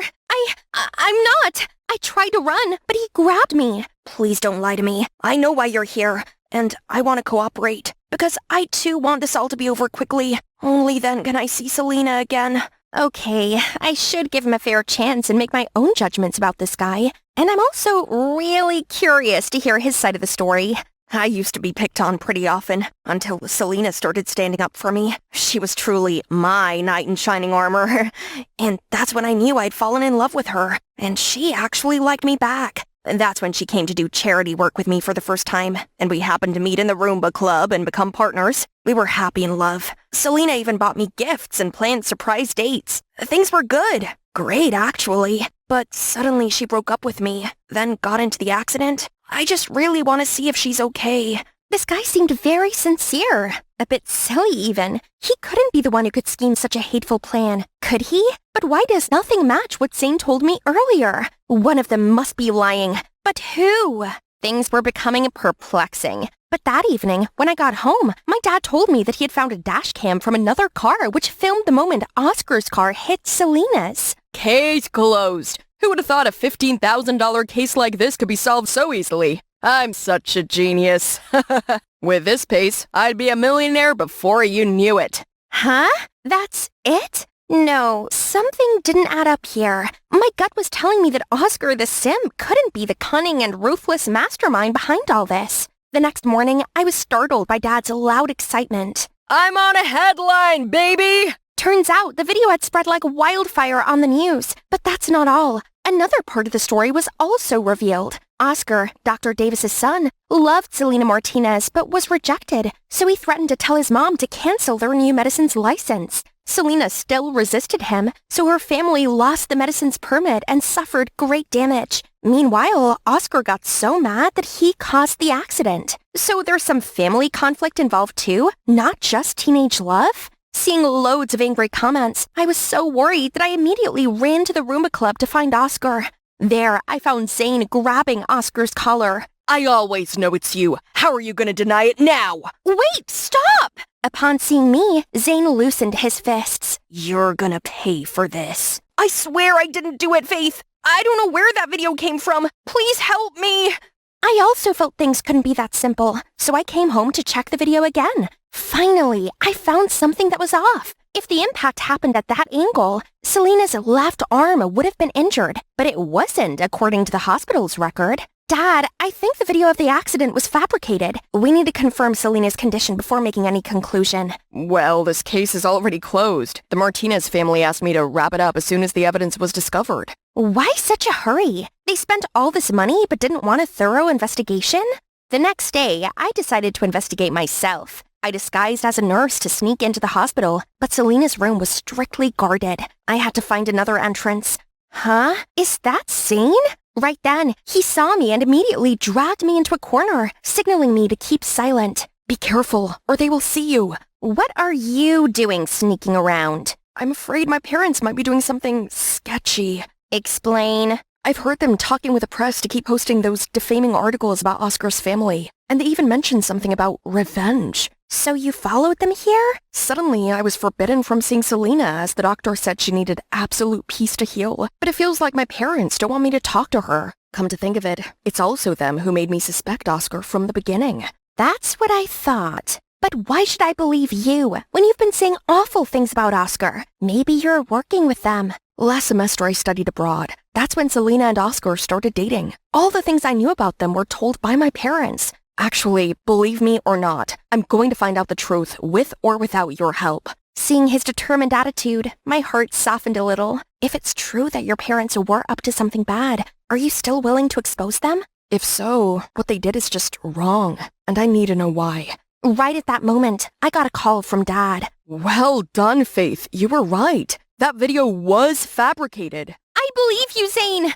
3 days later, it was reported that Oscar's mom resigned due to the recent scandal. Then Dad showed up in an unusually neat suit. You better go get ready, kiddo. The Martinezes invited us for dinner to celebrate solving the case. I think they might throw in a bonus on top of the initial amount. My dad is quite the performer, isn't he? All right, time to solve this case.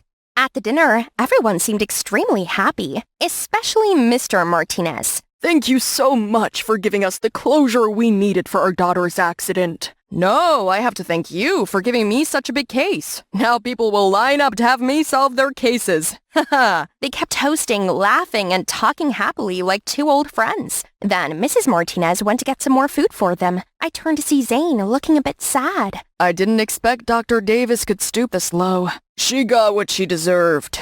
How dare she say our medicine was of poor quality and rejected the license? She almost ruined our plan to make loads of money. What a wet blanket. Luckily, we got quick-witted to stage a fake accident to frame her boy. Hearing that, Mrs. Martinez quickly ran to cover her husband's mouth, but couldn't make it in time. Aha! So you admit everything. I recorded them all. This will be evidence to expose you in court. We admit nothing. Check your recording. When I turned it on, it was all static. We couldn't hear anything. Unfortunately for you, this is the family business room, equipped with signal jammers and anti-eavesdropping devices, so you have no evidence. Mom, stop it. Right then, Oscar walked in, with Selena on a wheelchair. Why are you here? You're supposed to be at the hospital resting. All thanks to my mom. She knows someone in the hospital and could help Selena get out. Or else, how long were you planning to keep her locked up? It turns out Selena had woken up a week ago, but her parents kept it a secret. That's why Zane wasn't allowed to visit her out of fear that everything would come to light. Mom, that's not enough for you? You asked me to pursue Oscar at first to get close to his mom, but when the plan didn't work out, you then forced me to break up with him. But I've already fallen in love with Oscar for real. It broke my heart to do so. That night, I was driving in a totally lost mind and crashed into a tree. But who knows, my own cruel parents would use their daughter's accident as an excuse to frame Oscar and his family. Oh, honey, you're saying this because you're not well yet. No, we all know what you did. Just confess. Oscar and his mother are good people who don't deserve any of this. I love you guys. That's why I have to make it right. You ungrateful little traitor. Everything we do for you. But it doesn't matter. A court needs concrete evidence, not just the words of a girl. I'm really disappointed in you guys. I hope that you would step up and take accountability. You could have gotten a reduced sentence, but I guess now we need to turn in the real evidence. I held up the confession video of the person hired by Selena's parents to fake the dash cam. At this point, Mrs. Martinez fell to her knees, sobbing dramatically. I paid you to find the evidence against the Davises, not against us. Sorry, but we refuse to accept your money. We don't work for you. We work for justice. Soon enough, Mr. and Mrs. Martinez saw their day in court for their schemes, and the Davises' name was cleared. After the sentencing, Oscar's mom approached me and my dad. Thank you so much for fighting for the truth. You've saved our family's reputation. Our society needs more people who work and live for righteousness like you. I owe it all to Faith. Things would not have turned out the way they did without her master plan. From the fake resignation to Selena's hospital escape, and even arranging a play to expose the Martinezes. It's true that the apple doesn't fall far from the tree, isn't it? She's about to surpass my skill. I'll let you keep this for a few more years. It's true that I hadn't been interested in my father's job before, but this case made me realize my passion for solving crimes. So, we'll see. Now all the crazy things finally settled, Oscar and Selena are back together after everything they've gone through. They deserve to be happy with each other. Is this just me, or is their story really similar to Romeo and Juliet? Except in the end, they're happy together. Suddenly, Zane walked up behind me. Wanna dance? Are you sure? You're the one who said I was a danger to myself and others. Then it's a risk I'm willing to take. Hello there, my name is Hope, and my life just became fabulous. My parents are from India, and they moved here when my mom was pregnant with me. Things were tough when I was a baby, but when I turned 7, everything changed. My father invented this super cool app that lets you detect diseases from your phone, so we became rich and moved to Beverly Hills. Kana, look, that mansion over there belongs to Rihanna. Oh my god! Rihanna is my neighbor for real? Eek! Man, Beverly Hills was paradise. But there was one little problem. I had no friends. We moved during the summer, so I had to wait 3 months to meet the kids at my new school. I was bored out of my mind in our mighty mansion. One day, I decided to go to the playground. There were so many kids playing and having fun. I tried to approach some of them, but they paid me no mind, so I decided to watch them instead from the top of the jungle gym. Hey, you there! Me? Duh! Who else is flipping around like a monkey up there? Are you new? We're playing princesses! Come and play with us! Yes! I jumped down so fast I almost hurt myself. But that was how I met Meg and Becky. I was shocked to find out that Becky was my neighbor. Our houses were right next to each other, and I could literally talk to her from my balcony. Meg, on the other hand, lived at the end of the street, so we decided to meet up every afternoon and play till the sunset. Then school finally started, and we were an iconic trio. Becky was the prettiest girl, with blonde hair and teeth so perfect she didn't need braces. Meg was the cheeky, sporty one, a soccer prodigy, in her words, while I was the mysterious new girl, who was friends with 2 of the most popular girls in school. And things stayed great as we entered high school together. I was no longer the mysterious new girl. Popularity wasn't my thing anyway. I was just glad I found my place in the tech club. Hey, Hope! Meg's asking us to go to the mall this afternoon. You coming?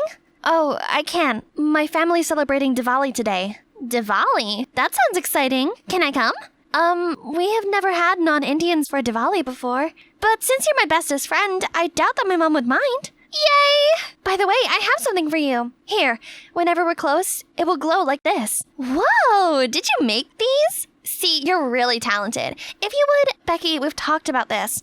Joining the tech club is enough for me. Now let's get going before my mom scolds us both. Becky came over immediately, and she was so excited. She helped us set up and helped me wear my sari, and even joined in the prayers. Everyone was happy to have her around. Diwali went great. My mother had the best time teaching Becky about the Indian culture. Later that evening, a heavy rain started, so Becky stayed for the night. We were having tea in the living room when I heard a loud bang on the door. I opened up, and it was Meg, soaked in the rain. Oh my god, Meg, are you okay? Becky said to wait for you guys at the park. I was waiting when the rain started. I went to her place and was told she was here all day. Why didn't you tell me? Oh no, Meg, I'm so sorry. I meant to text you, but I forgot. You forgot? We've been friends since we were in diapers, but the moment Hope showed up, you abandoned me. That's not true. What's that on your wrist? Hope's too? They're friendship bracelets. I can make you one if you want. So that's how you think of me all this time. Just a surplus? Meg, wait. She didn't stop, but walked straight into the rain, and everything changed from that day. We tried to make peace with her at school, but she acted like we were invisible for days, and even started a new clique with her soccer teammates. Poor Becky, she seemed so hurt. Well, if it isn't the lovebirds. Tell me, Becky, how does it feel being replaced? Hurt, right? We get it. You find new friends. No need to rub it in our faces. Hope, have you been shopping at Goodwill again? Are things good at home? I think the homeless person you borrowed this coat from needs it back. Remind us, Meg, does your mommy still need you to cut meat into little pieces before you eat? That was 4 years ago. How dare you? Was it? What about those bed accidents? Her minions cracked up. Even Becky couldn't contain her giggling. From that day on, Meg was determined to get on our backs. We figured out she must have been mad at us still, so we decided to keep distance every time we saw her. I finally got time for myself, but suddenly Becky came rushing in. Hope, I just saw the tech teacher put a sign-up sheet for the annual national tech competition, and guess what? I already signed you up. This is the year you'll kill it. Bex, you shouldn't have done that. I'm not ready. That competition is a cutthroat. What if I don't make it past the group stage? Well, you know what's worse? Not showing up at all. So you have to give it your all and create something. You can do it, Hope. No, you don't. Hello, ladies. Yuck. You again? Can't you see we're in the middle of a conversation, Charles? I'm not speaking to you. Hi, Hope. I saw your name on the sign-up. I know you're going to kill it. Stalker alert. Thank you, Charles. Even though I am doing this against my will. If you want, I could help you brainstorm. No, I'm good. I'll figure it out. When would you learn? Even if she was on fire and you were the last drop of water, she would still say no. Move on. You've been obsessed with her since middle school. It's not cute anymore. Becky, that's mean. Let's go. Becky later apologized to me and said she only wanted to help. Besides, the winner gets the prize of a whopping $80,000. I bawled my eyes out at the amount of zeros. That's it. I decided to give it my all for this one. I was working all night on designs, which made me so tired and cranky at school. But so far, I had nothing. One day, I overslept and was so late to school. I was running to catch the end of first period when I felt an arm grab me. Hey, are you okay? You look exhausted. I'm fine. Stop following me around, Charles. No, I don't want to hang out with you. No, I don't like you. Please leave me alone. Just then, the bell rang, so the hallway was filled with students, and they all heard what I said. Everyone was laughing at Charles. Tell him, bestie. We don't like you, Charles. Scram! I was about to apologize when he walked away in shame. Maybe it was for the best? I was getting tired of rejecting him every day. I had too much to work on. I had an idea for an app and knew that my family depended on it. In no time, I stopped worrying and started feeling confident. My app was indeed a masterpiece. One day at recess, I was in the bathroom stall when I heard the most disturbing things. Did you hear the thing about Hope? I heard that her father's app is a failure now, and that they're so poor they might have to live in trailers soon. Yeah, I heard it. Who would have thought that high and mighty Hope used to live in a trailer? How tragic. My head was spinning. My family problems were a secret. Who could have told them? That witch Meg? There's no way she would have known. Then it hit me. It was Becky. She was the one coming to my house all the time. That's why she enrolled me into this competition for the money. She knew. I could feel the anger boiling in me as I moved to find her. I saw her by the bleachers, sitting alone. Great. Becky, how could you? Before I could finish my sentence, a slap landed on my face. It stung so bad that I couldn't see. Don't ever come close to me again! Don't ever say my name! I don't ever want to see you again! What are you talking about? Ugh, I'm the one who should say that! You're seriously playing the victim after insulting me? She ripped her friendship bracelet off, threw it at me, and stormed off. The whole school watched as I stood in confusion. What the heck just happened? I tried to reach out to Becky, but it was impossible. She'd cut me off. Was that how little she thought of our friendship? The next few days at school, everything started to make sense. Becky had a new best friend, and it was none other than Meg. I was so upset watching them at school, while I sat alone every day. Later that day, I was in gym class when the witch approached me. Looks like you're flying solo now. Jesus, gloat all you want. I'm out. What's with that attitude? You usually have a sharper tongue. Cut your nonsense. I know you did this. You were so jealous of our friendship that you just had to destroy it. What? It wasn't me. Have you seen the video?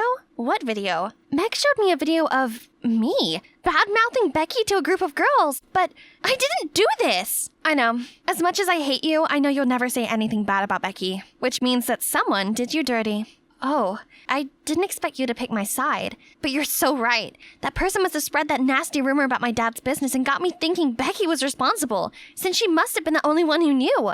Does this mean it's true? Yeah, I've been hoping to win the tech competition prize and help that out. Well then, you should focus on the competition. I'll talk it out to Becky, don't worry. You do that for me? Yeah, I guess I knew all too well what it felt like to be left out. I'm really sorry about that. It's alright. Beck and I made up. I guess I was a bit jealous, since it was always you and Becky. And we've never had a chance to hang out one-on-one either. I really hope all these drama can end so we could just be the iconic trio again. Thank you. I really hope so too. 1 week later, the tech competition was finally here. I was so ready to unveil what I had been working on. Mom and Dad were also here to cheer me on. I walked to write my name on the sign-up sheet, and the name before mine shocked me to my core. That's right. I'm here too. Oh, meet Evans, my partner. He's one of the most brilliant inventors. My parents hired him to help take you down. But why? Why? I've been nothing but nice to you, but you only think of me as some dumb blonde. I was the one who enrolled you into this competition. I was the one who befriended you. You'd be nothing if it wasn't for me. It's about time you learn to appreciate your friend.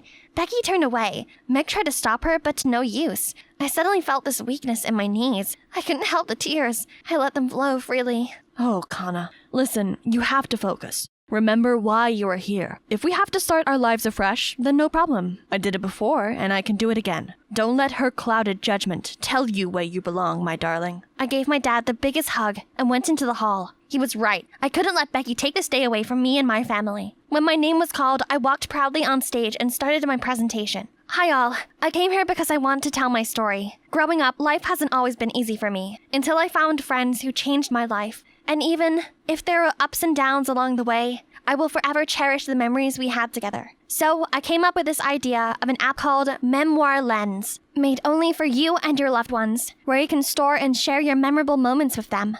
Best part is the app will notify you annually, so you can relive those moments again. The hall erupted with applause. Everyone loved my app, and I ended up winning the competition. I couldn't believe it. I was so happy. I saved my family. Later that night, my home was packed with friends and family celebrating. I was having such a good time. But then, the thought of Becky and Meg crossed my mind. So I took a walk. I was just at the end of the street when Charles appeared from nowhere. Hey, I heard you won today. Congratulations. And you're having a party. Did you forget to invite me? Oh, it's just for my family and close ones, so... Oh, I get it. Does Becky come too? I heard she slapped you in the face. Ouch, that must have hurt coming from your BFF for life. Do you see how it feels now? Nobody likes being humiliated. Wait a minute, it was you! You did this! Of course I did, moron. And let's be clear, it wasn't because I was so heartbroken. Yuck. I just wanted to date a popular girl, and you seemed easy. But then you humiliated me. So I created a fake AI video saying nasty things about you with Becky's face. And the same for her. And you guys fell for it. Look how weak and powerless you are without your friend. Pathetic. With all the anger and pain I felt, I grabbed Charles by his shirt and slapped him silly. I was ready to beat him up, but he scampered away, laughing like a psychopath. I ran to Becky's house. I had to tell her the truth. I banged on the door for minutes before she opened it. It was Charles. He made a fake video to separate us because we humiliated him. What? Are you making this up to mend things? It's not gonna work. It's over. No, wait! She's not lying. I heard Charles confess. I even have it recorded. They happened to stand right in front of my house. Becky watched the video, and it started to hit her. Oh my god, that idiot. Oh, Hope, I'm so sorry. I should have listened to your side. And I said all those terrible things to you. Oh, I'm too ashamed of myself to even face you. It's okay, Becky. I just miss my friend. I also happen to know you pulled out of the competition because you couldn't do that to me and my family. I'm so sorry I even tried to. Then we both laugh away. Hey, Meg, why are you standing there dumbfounded? It feels like I'm third wheeling you guys. I'm just gonna head out so you guys can have your moment. What are you talking about? Meg, you're a part of this group, and this time we're not gonna let you leave. Yeah, if it wasn't for you, we'd probably still be fighting by now. So come here, you. I missed you guys. I'm sorry I was so mean. It's okay now. Now, how do we make that punny Charles pay? No one told me it's this windy up here. I'll probably be wiped off of Earth before I could wipe all these windows. It's okay, Harper. Remember, you're doing this for Aaron. Just a bit of tough work for now, but imagine the incredible time you'll be having at the concert. Imagine, oh my God, Aaron and her? Hold up, let's start from the top. Hi, I'm Harper, the biggest fan of the greatest boy band, The Statics, especially their rapper Aaron. I turned 18 not long ago and I'm taking a gap year to find my true passion. To be honest, I'm not really interested in anything. The only thing that makes me feel alive right now is fangirling, following my boys around, concerts, touring, etc. But after months of that, I'm totally broke. Not to mention, Aaron's having his solo debut album. So, having no choice, I asked my super sweet boyfriend Kirk to lend me some money. But, again, all you ever did was spend relentlessly on this trash. You don't study, nor get a job. How are you expecting to afford it all? Do these idols feed you or give you a roof over your head? I don't think so. I can't help you forever either. Trash? He called my passion trash? Excuse me, I asked for a loan. Not like I was robbing him. He wasn't like this the other times. Finally showing his true self, huh? Fine, I don't need an unsupportive boyfriend. Anyone that stands between me and my happiness can get lost. So, we're over. Whatever. But wait, I still need to come inside as Kyra's bestie, not as your girlfriend. You might be wondering what kind of relationships I have going on here. Well, I actually befriended Kyra first. We were both ecstatic. Fandom of the Statics. If you know, you know. Fangirls bond is stronger than any friendship. Her mom works for a big press, so she sometimes could even get us access to shows. Cool, right? So I was always around her place. One thing led to another. Me and her brother fell in stupid love, but not anymore. Have you heard about Aaron's new album? Apparently it will be followed by a group concert right downtown New York. We can ask Kirk to give us a ride. It will be super fun. Oh, don't want to burst your bubble, but I just broke up with Kirk.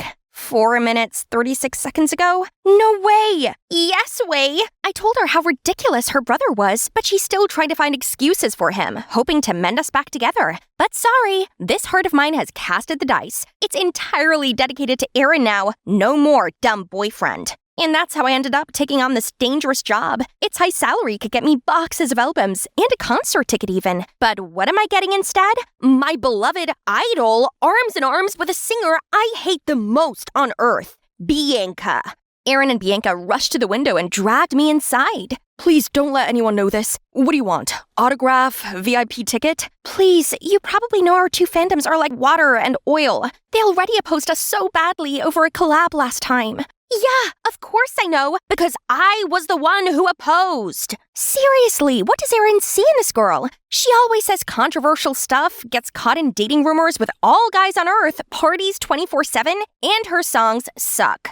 But on a second thought, it's not every day to have the two hottest celebrities on their knees before me like this. Maybe I should act wisely. Either way, this is the lifetime opportunity for me stepping into Aaron's life, isn't it? Okay, I'll keep a secret on one condition. Let me be the manager of Bianca. Bianca's manager? Who's looking for me? Wait, who are you? But he didn't even bother to wait for my answer and started stacking out bunches of stuff for Bianca to sign. Being a manager ain't a joke. See, Will's been doing this for years and still struggling. Well then, more reason for me to step in. So I walked over to give him a hand. This poster is mid. Next time, let me handle it. Trust me, I've designed countless stuff for fan events. The title track this time is a bop, but without a good promotion, it turned into a flop. I suggest you make some TikTok challenge for it. I'm a girl Bianca's age. I for sure understand her and the fans more than you. I'll be useful. Right, guys?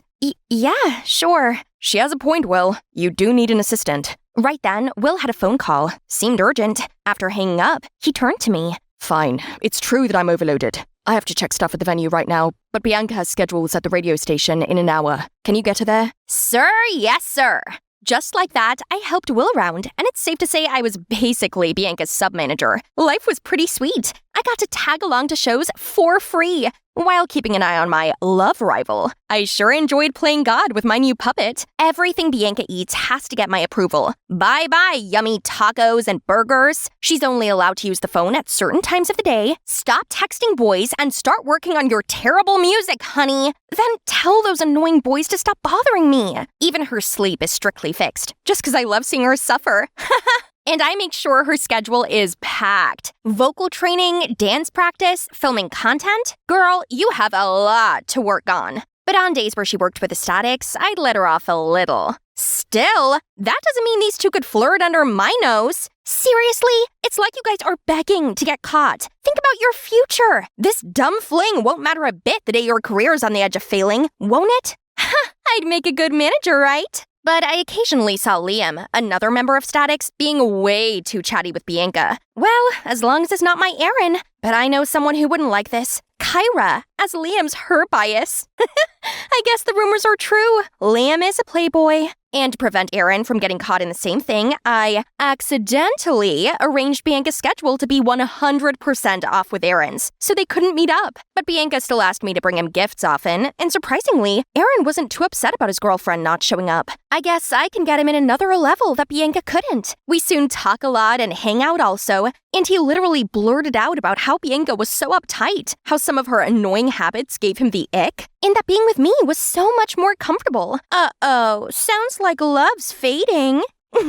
On the other hand, Bianca was extra upset that they still couldn't date on their anniversary. Not on me, though. Aaron himself didn't want to see her and made excuses about how paparazzi had been up in his grill because he's been doing so well lately. But Bianca has had enough with this all. She wanted to go public. I heard her talking to Aaron on the phone about it. No, that's not gonna happen. I have to be a step ahead. I immediately searched for a photo, then posted it anonymously on a fan forum. If Aaron goes public with anyone, it's gotta be me. But oh boy, maybe I've not thought this through. What was I even thinking? The next day, the internet went crazy and it's all negative comments. Thankfully, Aaron's side has spoken up and calmed it down by fabricating a story about how this was from a long time ago. And it was his first love, blah blah. Anything, as long as things go down. I haven't even finished my sigh of relief, then out of nowhere, Aaron's stomping into our studio looking furious. R.I.P. me. Bianca, have you lost your mind? I told you I did not agree. Why did you post our photo? Are you trying to sabotage me? Sorry that you don't have a career so you can act careless all you want. But I do. I have my reputation and an army of stupid fangirls to please. I was frozen, as well as Bianca. Right then, a call came from Kyra. I swiftly sneaked out to take it. It's you, right? The lucky girl in the photo?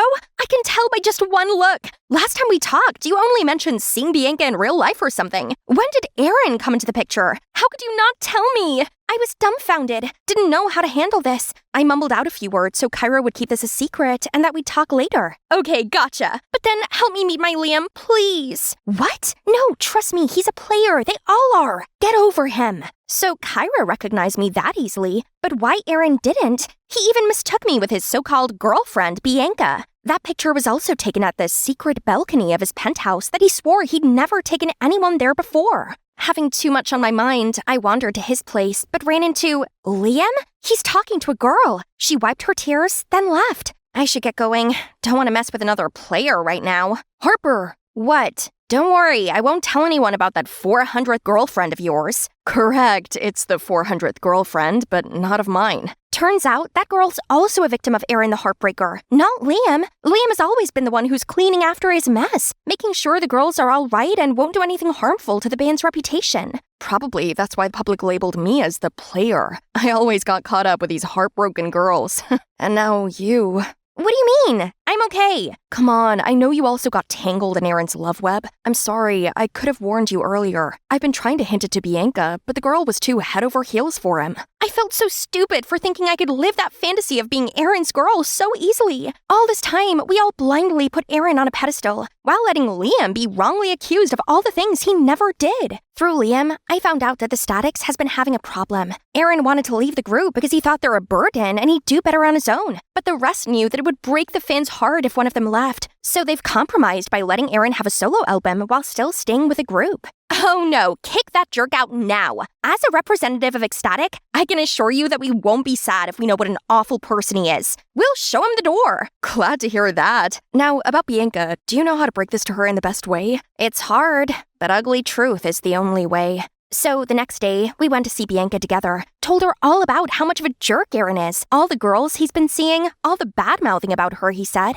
Surprisingly, she took it better than we thought. Thank you, too, for looking out for me. I know he's bad, but I thought I'd been able to change him. But yesterday when he came throwing a fit at me, I realized that I deserved better. Oh, poor Bianca. I really owe her a zillion apologies. I asked Liam to give us a minute and came clean to her on everything. On the photo I posted, on how I intentionally got in between the relationship, on my dumb rules just to get the better of her. I'm truly sorry. I'm just a Delulu fangirl after all. I'm really sad to hear that because at some point I did consider you a friend, especially your ridiculous rules. It helped me a lot. Look, you kept me on a strict diet, helped me get a healthy sleep schedule, made me practice more, stay off my phone, no more doom scrolling and obsessing over hateful comments. I can assure that you've helped me become a better artist and human overall, even though it's by accident. You are seriously too nice. How come I spent all these years hating on you? I'm sorry, and I don't think I should be around here anymore. I'd better go back to my normal life.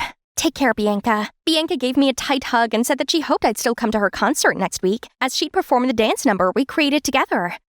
Liam was nice enough to accompany me to Bianca's concert. I did ask Kyra if she wanted to come along, but she was all cranky. Bianca's concert? Are you an Ecstatic anymore, Harper? She's our enemy.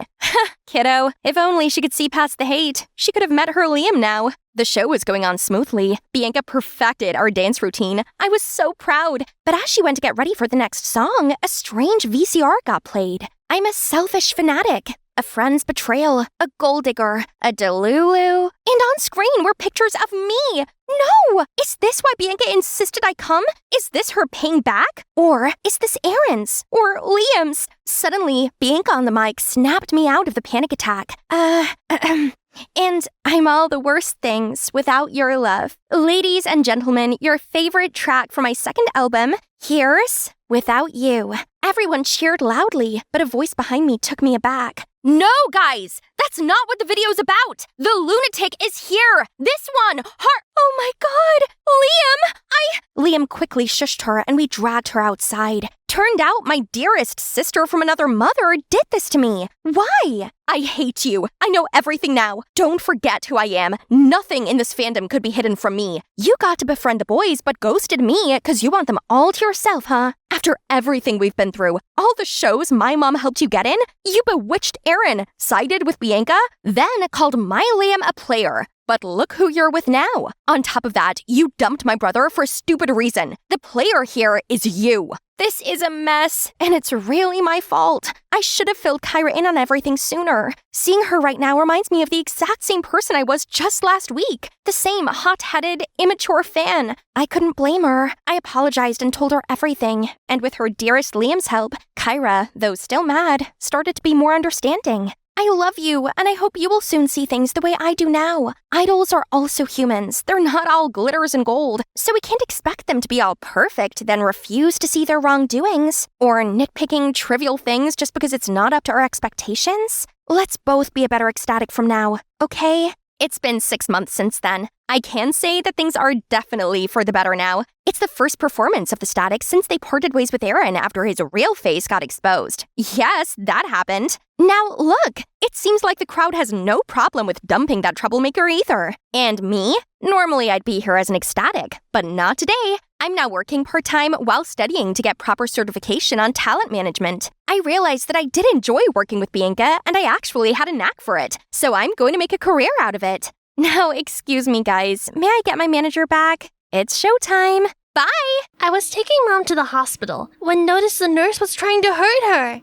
Excuse me, miss. You're making a mistake. That syringe should go into the brachial artery. You're in the wrong location, and that's dangerous. Are you trying to tell me that I don't know how to do my job? I have been doing this job longer than you have been alive. No, you're going to hurt my mother. Bummy, be quiet. Stop disrespecting and let the nurse do her job. No, don't touch her. What is going on here? Your nurse got the location of the brachial artery wrong, and I was trying to correct her, but she wouldn't listen. I'm sorry, she reads a lot of books and she is convinced she knows as much as a doctor. But she is correct, the nurse is wrong. Ma'am, your daughter just saved your life. Hello, my name is Bummy from Nigeria, and I am just 15, but I'm already the world's youngest doctor. And today, I will tell you about my crazy adventure. Before that, please like and subscribe. It all started when I was little. My mom used to take me to the library where she worked and leave me to wander around. That's when I found my interest in medicine. By the time I was 6, I knew everything about the human body. But it only started to bloom when I met Dr. Jeff the other day. He told me I had a photographic memory and encouraged me to pursue medicine. While my classmates struggled to understand fractions, I had already figured out algebraic equations. School became boring, so after school, every day, I would go to Dr. Jeff's hospital, and he would let me observe everything and instructed me to perform some procedures from simple to more complex. Bummy, you've learned too fast. I hope someday you have a chance to spread your wings further, 'cause soon I'll have nothing else to teach you. Then, one day, I was sitting on the porch to finish my medical illustration when I noticed a group of foreigners approaching. Turns out they are American aid workers who would be staying in our neighborhood for a while with some humanitarian projects. Days after, they were carrying out an immunization exercise. Everything was going great when suddenly one of them fell to the ground. I ran to the scene as fast as I could to see him choking.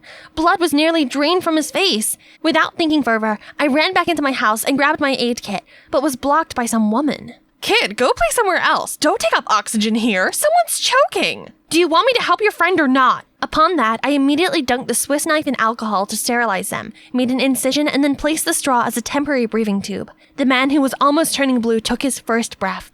Let's get him to the hospital. It's not far from here. I called Dr. Jeff to inform his situation, and a few days later, the man finally woke up.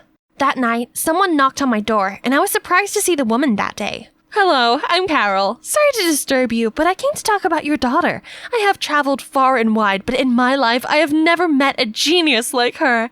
I think that an American education will do so much for her. America? My sweet child was fine here. No offense, though, but I'm afraid a life here is not the ideal environment for her to develop. But America will. We can get her into a gifted program and make sure she reaches her full potential. But who is going to take care of her? She would live with me. I promise I would take care of her like my own daughter. And the next time you see Bummy, she will have become the extraordinary doctor she was meant to be. What do you say, baby? I didn't like the idea of leaving my mom alone here, but that's when what Dr. Jaff said earlier echoed in my mind. Right, that might be a chance that he meant. Mom, I want to go. The goodbyes were quick, and I was on the plane heading to California with an eager heart toward the new land of dreams ahead. Welcome to America. Please feel at home. Oh God, my phone has been buzzing since they talked about you on Facebook. Hang on, I need to take this call. You must be Bummy, right? So you're the girl our mom can't shut up about. Hi, nice to meet you. Are not welcome here. What? Oh, great! You have met my kids, Camille and Ted. Welcome home, Mom. I made dinner. I hoped we could sit and you can tell us all about your Oh, not today, sweet pea. A show wants an exclusive on you right now, Bummy. Now? But That means people are super excited about you. Come on, let's go. Then Carol took me somewhere else with a bunch of strangers holding some kind of lights that blinded my eyes. Suddenly, a man walked toward me. You're Bummy, right? Hi, I'm Martin. Can we start now? Start what? Without letting me catch up on what's going on, Carol already had me chained into stiff clothes and pushed me into a chair opposite the man. Good morning, everyone. Our show today has a special guest, Bummy Alana, the youngest doctor from Nigeria. Or maybe the world. Bummy, why don't you start by telling us your first case? Hi. When I was 6, my friend was choking on a bone, so I performed the Heimlich maneuver, as I read it in a book before. And the show continued with loads of questions about me. I answered them all, but to be honest, I don't know why I was doing what here. I felt such a relief when it ended. But the next morning... Oh, there you are! Rise and shine, my little genius! We have a busy day today. I laid out your clothes, so get ready. We leave in 1 hour. I thought it was a one-time thing. It rather turned into my daily routine.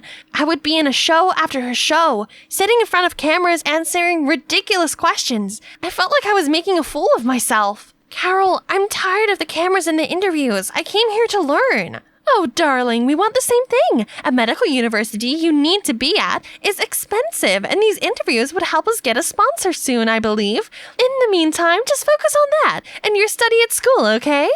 Yeah, I had to enroll at a public high school with her children. But high school here was weird. In Nigeria, I was supposed to be entering 11th grade. But now in America, I had to enroll in the 9th. It's like I was left behind. Not just that, Camille, Carol's daughter, seemed to not like me and was determined to make my life a living hell. She usually hid my textbooks or my shoes before school, making me search everywhere, and I ended up being late for school almost every day. Bummy, I don't think you appeared on TV shows that you can discard school regulations. Ugh, it's her, not me. And everything got worse. The people at school continued to undermine me and act like I was a dummy. Excuse me, sir, I got a C- even though I got all the questions right. Well, you didn't use the words from the textbook like I asked. But I'm correct. Shouldn't I be allowed to express my answers in my own words? Not in my class. Genius, they say. That day after school, I was home to find all of my clothes all torn apart. That's when I saw Camille smirk. You ruined my clothes! Next time, your clothes won't be the only damaged things if you stay here. Okay, fine. That's the last straw. It's time to teach her that I'm not an easy prey for her. I snuck into her room to mess with her makeup products. Let's see how you can decorate your face to school. But on the way out, I noticed her iPad. Wow, she had a channel herself. And what's this? Was it Carol and her children? What are you doing here? Startled, I accidentally dropped the sculpture on the floor. Oh God, my sculpture! Do you know what it is? I'm sorry, I didn't mean to. You're not making my life miserable enough? Then out of nowhere, Carol barged in. What are you doing? You silly child! Apologize to Bummy right now or you are grounded. Carol, no, it's my fault. She didn't. I'm sorry, Bummy. Then she ran out of her room, hands holding her face. I thought I saw her tears streaming down. What happened yesterday kept me tossing and turning the whole night. It's true Camille wasn't the most pleasant person, but Carol shouldn't have done that to her. Bummy, I bet you haven't seen those tools in your hometown before, right? Haven't you? So you're not ready to dissect a rat yet. Just watch others first. Whatever. I came here for new challenges, but all I got was mocking and belittling. Hey, are you alright? I raised my head to see Ted. Is this because of the biology class? Nah, I couldn't care less about them. They just can't accept a new kid more brilliant than they are. If it's not, so what troubles you? Why your sister hates me so much? She doesn't. She hates that you are everything she is not.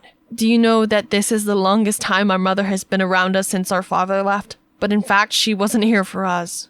Then he told us how Carol was always traveling, leaving him and Camille alone, and it surely caused a deep hole in her children, especially Camille. That's why she acted like that to me. Actually, that sculpture was the one Mom brought us when she went to Disneyland years ago.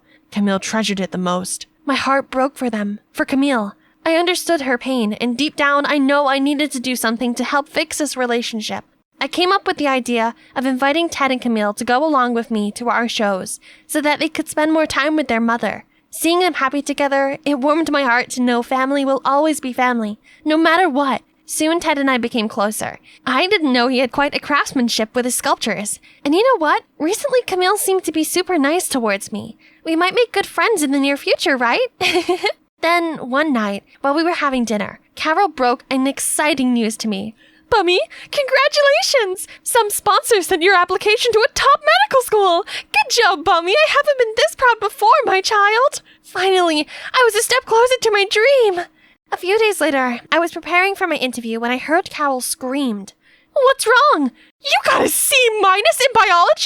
Someone mailed the sponsor a copy of your test, and now they are uninterested. They don't believe that you're a genius with this low score. Oh, my hard work is gone. Who did this? Ted and I looked at Camille at the same time. She was biting her nails nervously and sweating. So Camille did it to me? After everything happened? Camille, why? Cause Mom always loved her than us. What? It's okay. It's good that it happened. I was going to reject it anyway. What? I'm very thankful for your kindness all this time, but I couldn't live on your help any longer. But Carol, there's a bigger problem here. You have been so buried in what could happen in the future to other kids, while you have ignored the present. You've ignored your kids. You have been looking in the wrong places for extraordinary kids. Did you know Camille has a YouTube channel with over 10,000 followers? Did you know that Ted is incredible with woodwork? He has a sculpture of you that he carries around, hoping for a day he can give it to you. They need you, really need you, more than me or any kids need you. So where would you go? I just got admitted into a special program at the Johns Hopkins University. I was going to tell you tonight. Actually, I was preparing for the interview with them. Oh my, you're stronger than I thought. Can I see it? The sculpture of me, I mean. It's so beautiful. I'm so sorry, guys. I wanted to be someone significant. I wanted to be a big deal, but there is no bigger deal than being your mom. I'm sorry. I'm going to make it up to you. Bummy, I'm so sorry. I was angry and didn't think enough. I am so sorry. And thank you for everything you did to us. I know it's hard for you to forgive me, but I forgive you. The car was eerily silent as the taxi drove me to the interview. I read my acceptance letter over and over during the trip. I earned it by my hard work, and I was determined to reach my dreams by my own effort. Finally, I could come to the place where people saw my true potential and attempted to help me reach my fullest. And here I was, ready to hold my dream medical degree. Our school has never witnessed a prodigious student like Bummy Alana. Only in 1 year, she has not only finished her course, but also contributed greatly to endoscopy surgery of the US with her new discovery. Thank you, Mr. Adams. First, I couldn't find enough words to tell how glad I am for all the opportunities America has given me. The dean offered me a position here at the university. I am grateful, but I had to reject it. The woman who first took me to America thought she was saving me, but she never realized I was where I needed to be. My home, where I was much needed than here. So, I'm going back home to my family in Nigeria, and I hope to use all my knowledge to help my community. But whenever American needs me, I'll always be here to offer my humble help. Here they are. Carol, Ted, and Camille were also here to celebrate with me. They were all sad to know I was not staying here, but life is always open for a reunion, right? And finally, I was home, with Mom and Dr. Jeff. One day, I was checking the new pack of medical equipment sent from America, when I saw a sculpture of me. You sent for me? I didn't think you would make it. As long as it's you, nothing's impossible. Oh, wait. Hey guys! Hi, Bummy! Welcome to your mother-daughter channel. My name is Carol, and this is my extraordinary daughter, Camille. They send their regards. I and Pearl were playing our favorite, playing Disney Princess. You have to be the princess this time, Ruby. We're gonna make a perfect Elsa and Anna. No, I'm going to be your knight, fighting all the bad guys and protecting you, milady. Then a maid knocked on the door with a phone in her hands. That might be my parents. Ruby, the school called again. How on earth could you get all these words spelled wrongly? What kind of nurse is spelled with a Z? I am really trying. It's all right, Bae. Studying isn't for everyone, and she might be of a sport type. Sweet Pea, could you just try a little more next time? Good girl. We have to go now. Bye. I know you can do this. You just need to keep practicing. You're perfect, just the way you are.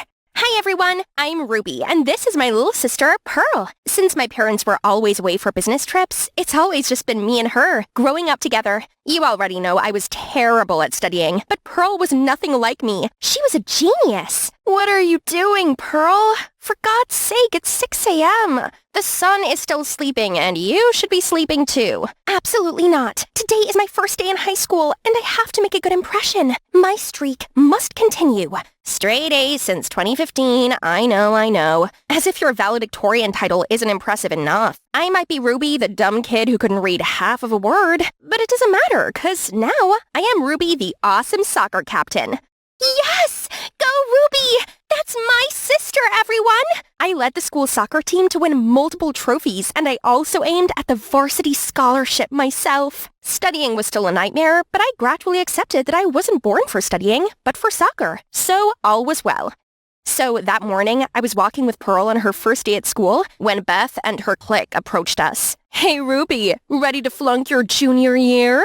Aw, Beth, still salty because Coach left you on the bench yesterday? My advice for you would be to learn how to actually play soccer. Unfortunately, some of us have other things going on to focus on, like our brains. Oh, oops, you don't have one. You can't understand. Sorry. Boo-hoo, funny. That's Beth on my soccer team who always messed with me like everyone else. But all's good now, as I had my dear sister studying in the same school as me. Sis, I found my class. I have to go now. Bye.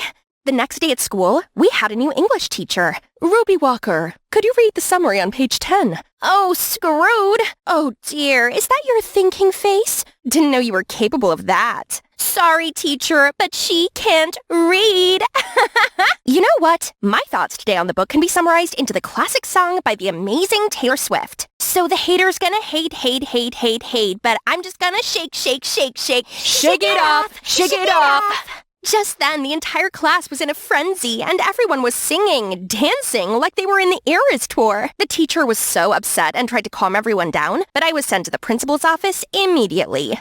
First trouble in the junior, huh, Ruby? Listen, both you and I know how much you mean to the team, but unfortunately, it is not enough anymore. New district laws state that students must average at least C- to be eligible for the varsity scholarship. What? But I'm the most qualified for it. I am sorry, but until you can move grades from whatever it is right now to a C-, you're off the team to focus more on your studying. Beth is now our candidate for the scholarship, and she'll take over your place. Beth? That girl who scored just 5 goals all season when I had scored 20?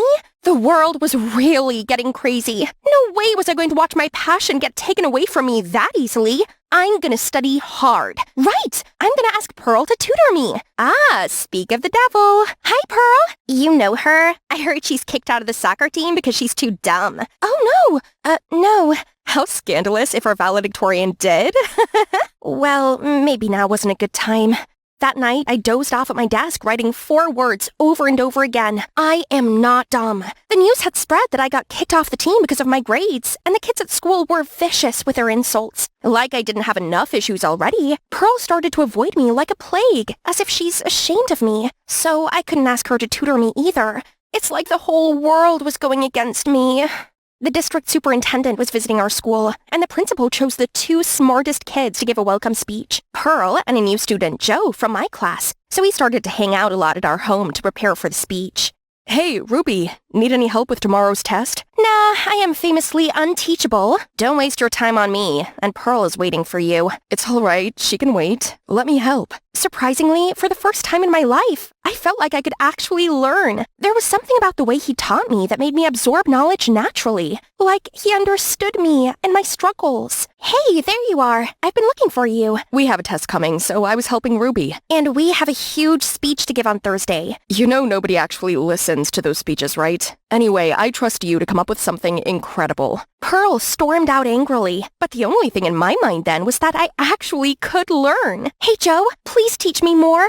Joe could help me learn to get better grades, and then I could finally get back to my team and win the scholarship. Later that night, when I was practicing some test questions Joe gave me, Pearl barged into my room. I am not comfortable with you spending time with my boyfriend alone. Boyfriend? I didn't know you were dating. Well, not yet. Not with you hogging him and not giving me space to charm him. Oh, sorry. I was just excited. Joe is an incredible teacher. I was actually learning. Yeah, right. Of course you're capable of that. Pearl left my room, and it felt like a knife went through my heart. Since when did she think of me like that? Like everyone else does. But she always believed in me. The next day was the speech, and even though I was heartbroken, I still went to support her, and I clapped the loudest after she gave her amazing speech. Thank you for granting us a chance to study here. On behalf of the whole school students, I'll try my best to bring glory to our school's tradition. Wonderful speech, but I think before you bring glory to our school, shouldn't you teach your beloved sister, Ruby Walker, how to read first? I mean, maybe your dummy sister could learn 1 or 2 words from you before getting kicked out of her school. The whole auditorium burst out laughing, and my rage was filling my body. I lunged at Beth and grabbed her stupid ponytail until she screamed so loud, even the moon could hear her. Teachers and guards tried to separate us, while other students were excitedly shouting and cheering. In the middle of the messy crowd, I saw Pearl look at me in shame.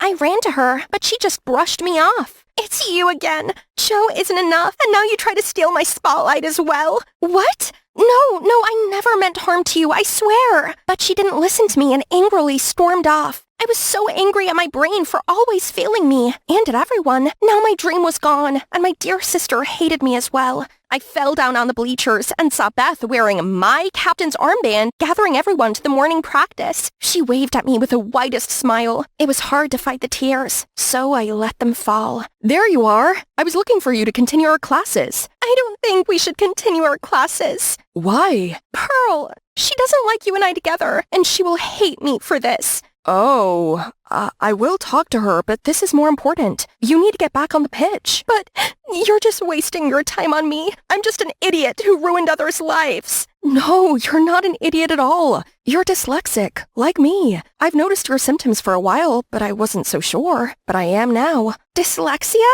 There's a name for this? So I'm not stupid? No, you just learn differently. I will help you and teach you all the things the specialists taught me. My mind was fuzzy. I gave Joe a hug without thinking. I felt relief spread all over my body. I wasn't dumb. I was dyslexic. At home that night, I searched everything about dyslexia and even took an online assessment when suddenly Pearl barged in. You told Joe I like him? Yes and no, but not like that. Well, thank you so much. He just called to tell me he just considered me a little sister. And you know what? I saw you hugging him on the bleachers this afternoon. So you were going behind my back all this time? What a sister! Don't ever speak to me again! Pearl stormed out and kept her words of never speaking to me. It broke my heart to see us parting like this.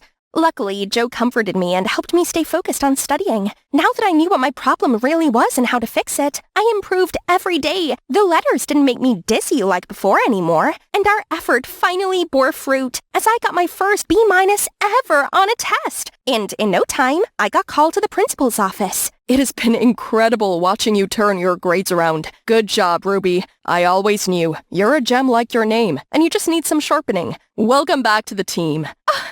Thank you! I ran out of his office and rushed to find Joe immediately. We did it! I'm back on the team! Congratulations, but that was all you. You did it, Ruby. That moment would have been perfect if I could celebrate with Pearl. I knew she didn't want to talk to me, but I really wanted to share this with her. But upon seeing me and Joe, she was just shooting me death rays. The joy in my mouth instantly turned to ash. I just wished we could go back to the old good days together, but I had no idea how.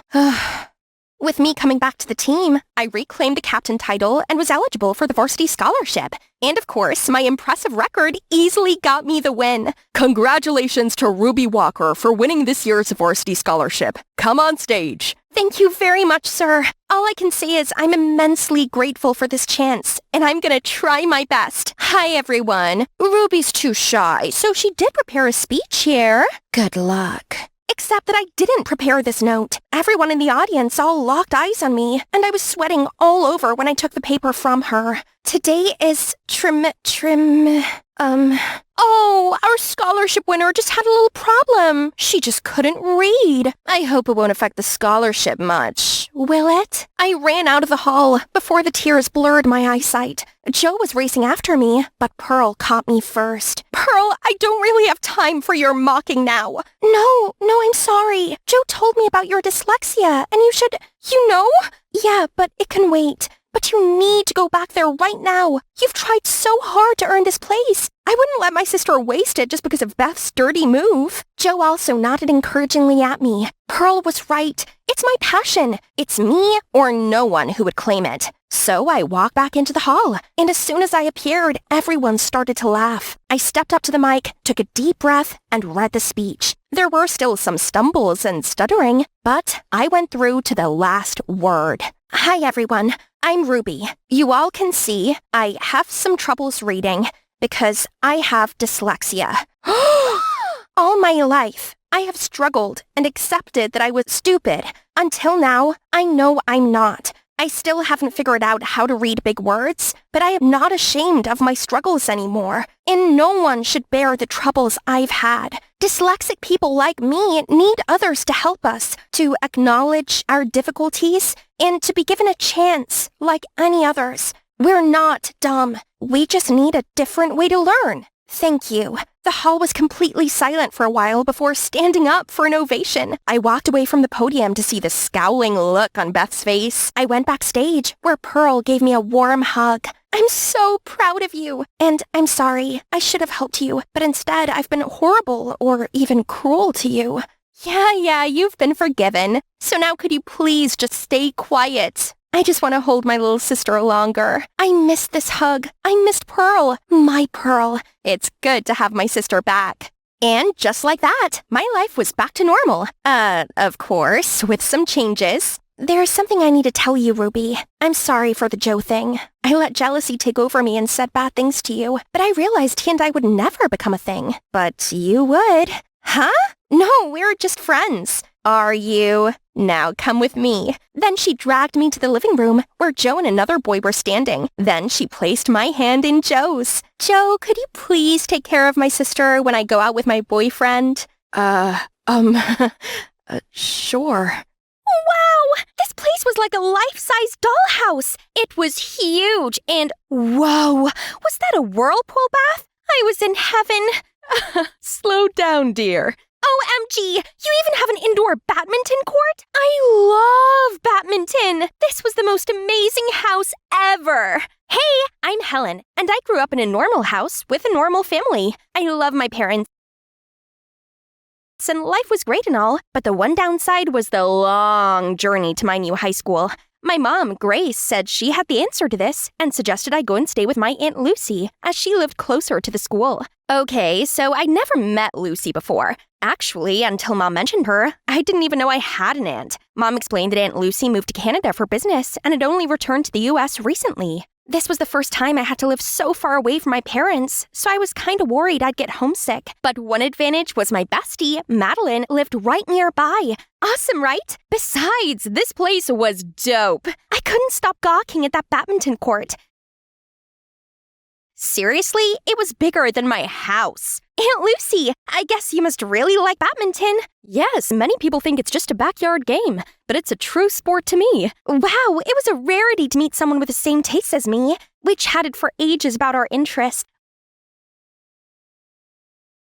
Lucy was so easy to talk to, and I honestly felt like I'd known her for years. I would love to become a pro badminton player, but Mom thinks I should keep it as a hobby and find a more stable career. I see, but don't let others discourage you. The true passion is worth pursuing. Let me arrange a training schedule for you. Now, try this. Oh, how do you know I like lobster linguine? At first, living with Lucy was like being in a dream world. She pampered me, bought me clothes I wanted, and cooked the most delicious dishes. But beneath the shine, there was also a darker side. Lucy was super strict. I mean, major general level strict. I had to wake up at 5 a.m. each morning for training, run laps of it for an hour, and hit 50 shuttlecocks over the net in a row. If I missed one, I had to start over again. Meanwhile, I still had to keep up with my homework, and I couldn't go and meet my friends on the weekend or do anything without asking Lucy for permission first. At least at school, I could vent to Maddie about it. I expected her to agree with me, but she shrugged and said, I guess your aunt just wants the best for you. Besides, your badminton skills have improved loads. If I could live in a luxurious house, eat delicious food with such a caring aunt, I'd so put up with a grueling training schedule. Yeah, I guess she's right. Maybe I should be more grateful. Of course, on finding out about the school badminton club, I immediately signed up for it. I was walking over to the court, swinging my racket about and ready to show off my skills when these two guys approached me. Go back to the cheerleading team where you belong, sweetie. Leave the court for the real pros. How dare these idiots judge me like this? They hadn't even seen me play. Oh yeah? I challenge you to a game. Then we'll see who's serious. We're the best players in the school, just so you know. Pick one. Suddenly, another guy appeared next to me and said, Then let's play doubles. Oh my God, he's Tyler, the best badminton player in the whole school. I've heard all about his reputation and seen photos of him with a trophy in the school newsletter, but I've never met him before. Surprisingly, he's even cuter in person. Pfft, you can defeat us in singles, but can you cover that useless girl in a duo match? That's it. Scoot over. Let me show you what this useless girl can do. The game started and instantly, Tyler and I vibed on the court and were hitting the shuttlecocks at lightning speed. We won in straight sets, and those losers looked so bummed out. Tyler seemed super impressed, and then, Good game, Helen. Do you want to hang out again? How about tomorrow? We could go get some food. Mamma mia! How can I say no to that? But when I told Aunt Lucy, she didn't take it so well. Love may seem appealing, but it's a waste of time and energy that will lead to a decline in your badminton abilities, your grades, your mood, everything. You're too immature to deal with those type of emotions right now. This was ridiculous. I wasn't a little kid. I was perfectly capable of making my own decisions and following my own feelings. He's a sweet guy who helped me out. Of course he did. All guys appear nice at first. Maybe if you just gave him a chance. Wake up, Helen, and stop yourself from throwing away your dreams for some boy. Ugh, it was no use. My aunt was too stubborn to listen. I stormed up to my room, feeling frustrated. No way was I letting my aunt's strictness ruin things with my dream guy. So I decided to sneak out to meet Tyler. But how? I know exactly the person who can help. Matt's red code. Aunt Lucy won't let me see Tyler. Please help me distract her. Okay, but only if you get me a signed copy of the Ballad of Songbirds and Snakes. Easy peasy. After that day, I was able to go on multiple dates with Tyler, all thanks to Maddie's help. She always came up with the most convincing excuses, like I was going to her house for group study or we were going to a super important event. Then one time when I was supposed to study at home, it was actually Maddie pretending to be me. Later, I sneak back into my room, all giddy. You wouldn't believe how great our date was today. But Maddie just gave this awkward look. What's up? Did my aunt suspect something? No, everything's fine. Then she immediately climbed out of the window. Strange. But the next day she acted like nothing had happened, so I let it slide. She must have just felt unwell or something. Meanwhile, things with Tyler were getting better and better. After a romantic date, we walked home, and suddenly Tyler stopped me, looking all shy and nervous. Helen, I really like you, and I like spending time with you. Be my girlfriend, will you? OMG! This was the best thing that had ever happened to me! I flung my arms around him and yelled out of my lungs, "Yes!" When I finally let go of him, out of nowhere, a kid on roller skates bumped into me and sent me tumbling into the road. A car zoomed toward me, and before I could process anything, Tyler sprinted forward and pushed me away. When I opened my eyes, he was lying there unconscious. I panically called an ambulance and went with him to the hospital. As I sat in the waiting room with floods of tears, I was so scared and didn't know what to do that I ended up calling Aunt Lucy. Only a few minutes later, I saw her hurrying toward me, looking dead serious. Helen, what have I told you? You lied to me to hang out with a boy? I had no heart to argue about that and immediately burst into a fresh bout of tears. It's my fault. Tyler risked his life to save me, and now he's hurt. Aunt Lucy's demeanor softened and she pulled me in closer. After a while of consoling me, she finally opened up and shared a story I didn't expect. Actually, I fell in love when I was around your age, but he betrayed me. I just don't want you to be hurt like that. Oh, that's terrible. But Tyler is a good guy. I just know he is. He saved me. And for that, I'm truly grateful. Okay, I'll trust your judgment and give you my blessing to get to know him further. Thank you. Right then, the doctor appeared and told us that Tyler was all right and he would make a full recovery in a few days. Thank goodness. When Tyler was back, Aunt Lucy stuck to her word and gave me and him a chance together. She even offered to give both of us a badminton lesson. Brace yourself for the craziest training routine ever. But practicing with Tyler made it actually bearable and a lot more fun. I had a big competition coming up, which could get me the professional player title and a chance to join the national team if I won. So I needed all the training I could get. Just one more step away from my greatest dream. Also, I couldn't contain my smile when seeing Lucy gradually warmed up to Tyler. My big day finally came. Mom and Dad were here to support me as well. I excitedly got ready, but when I opened the kit bag, what happened? Oh no! Who's destroyed our babies? I think Lucy might have done it. Why on earth would she do that? I overheard her saying that she was only pretending to like Tyler so she could keep an eye on you both. What? I honestly believed that Aunt Lucy was actually giving Tyler a chance. But it still didn't make any sense.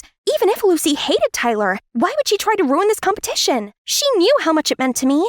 There's one more thing, but I don't think you're ready to hear it. Gosh, just spill the beans, Maddie. Actually, the day I disguised as you, I found something out. Lucy's not your aunt. She's your mom. She wants to take you back to Canada with her, and she knows if you won this contest, then you'd never want to leave. I stood there in complete shock. So, my beloved family I'd known all these years wasn't actually mine?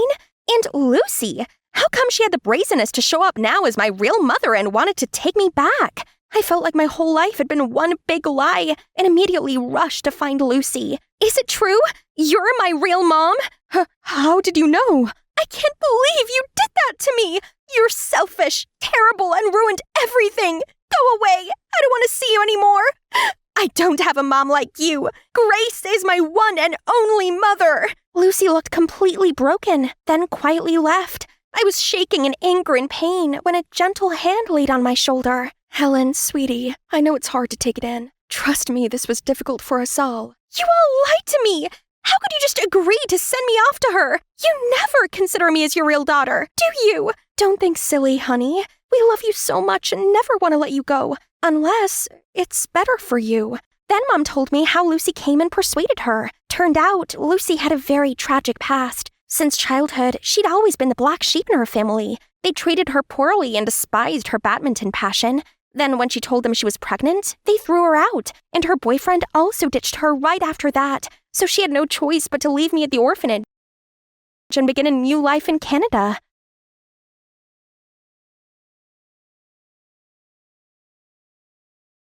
After countless hardships, she finally became successful, and all she desired was to reconnect with me. I believe everyone deserves a second chance. That's why I let you two live together for a while. Only if you're happy, I would tell you the truth, so you wouldn't be too shocked. Besides, she can help you more than me now. Hey, you even inherited her badminton spirit. I was stunned for a while. It's true that Lucy left me, but that's because she didn't want me to suffer with her. And I indeed had a happy life. I shouldn't be so rude to her. But it was still a lot to digest, so I went home with Mom.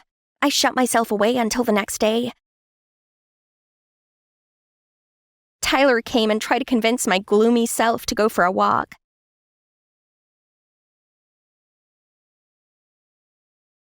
I know that's a lot, but I think you should make up with Lucy. Why are you still on her side? She only pretended to be nice to you, and she ruined the contest just to take me away from this perfect life. We can find our chance in plenty of other competitions, but there's only one Lucy. She's your biological mother, and it's fine to be mad with her, but you should never reject her. My mind wandered back to all the happy moments I'd had with Lucy, our interesting chat, the delicious meals she cooked, and the times we played badminton together. She even had a special room to store badminton equipment, especially the rackets. Wait, Lucy treasured badminton rackets. If she simply wanted to stop us from competing in the contest, then she could have just hidden our rackets or pretended that the car broke down. But she would never destroy the rackets like that. Ty, do you remember who else handled our rackets that day? I'm not sure. I think Madeline had them at some point. So, could it be Maddie? But why? She had no reason to do that. She was my best friend and always supported me to play badminton. I stormed over to Maddie's house, but she's arguing with her dad on the doorstep. You useless, pathetic rascal! Go then. I don't care. Maddie ran off in tears, and I followed her to an alley. Seeing her like that made some of my anger toward her fade. Hey, what's going on? Maddie seemed surprised to see me. She tried to dodge some of my questions at first, but seeing nowhere to hide, she finally confessed. My mom left me to that alcoholic dad who does nothing but shout at me all day. You have two moms who love you, and I don't even have one. I was angry at Lucy because, to me, all of the moms who gave up their child are heartless and deserve no forgiveness. She even wanted to take you to Canada. I couldn't lose you too. The fear and jealousy got the better of me, so I broke your rackets, then blamed Lucy. I'm so sorry. This sounds tough, but you still shouldn't have done it. I'm always here to listen to you, and I'm not moving anywhere. You're stuck with me. When Maddie felt better, I took her to my home and intended to find Lucy to apologize for everything. But Mom said Lucy had decided to go back to Canada and was on her way to the airport. I immediately hailed a cab to the airport, then ran through departures, desperately trying to find Lucy. I was starting to think I was too late, when suddenly I spotted her about to walk through towards security. Lucy! Mom, please don't go! I thought you don't want me. No, I was just confused and angry, and I'm sorry that I hurt you. We finally sorted things out and agreed to give each other a chance to start over. So, what happened next? Well, Lucy decided to expand her business to the US so she could stay here with me. My wonderful adoptive parents took Maddie in after helping her get away from her toxic father. So now I have 2 amazing moms, an awesome sister, and, yes, you know it, a super cute, thoughtful boyfriend.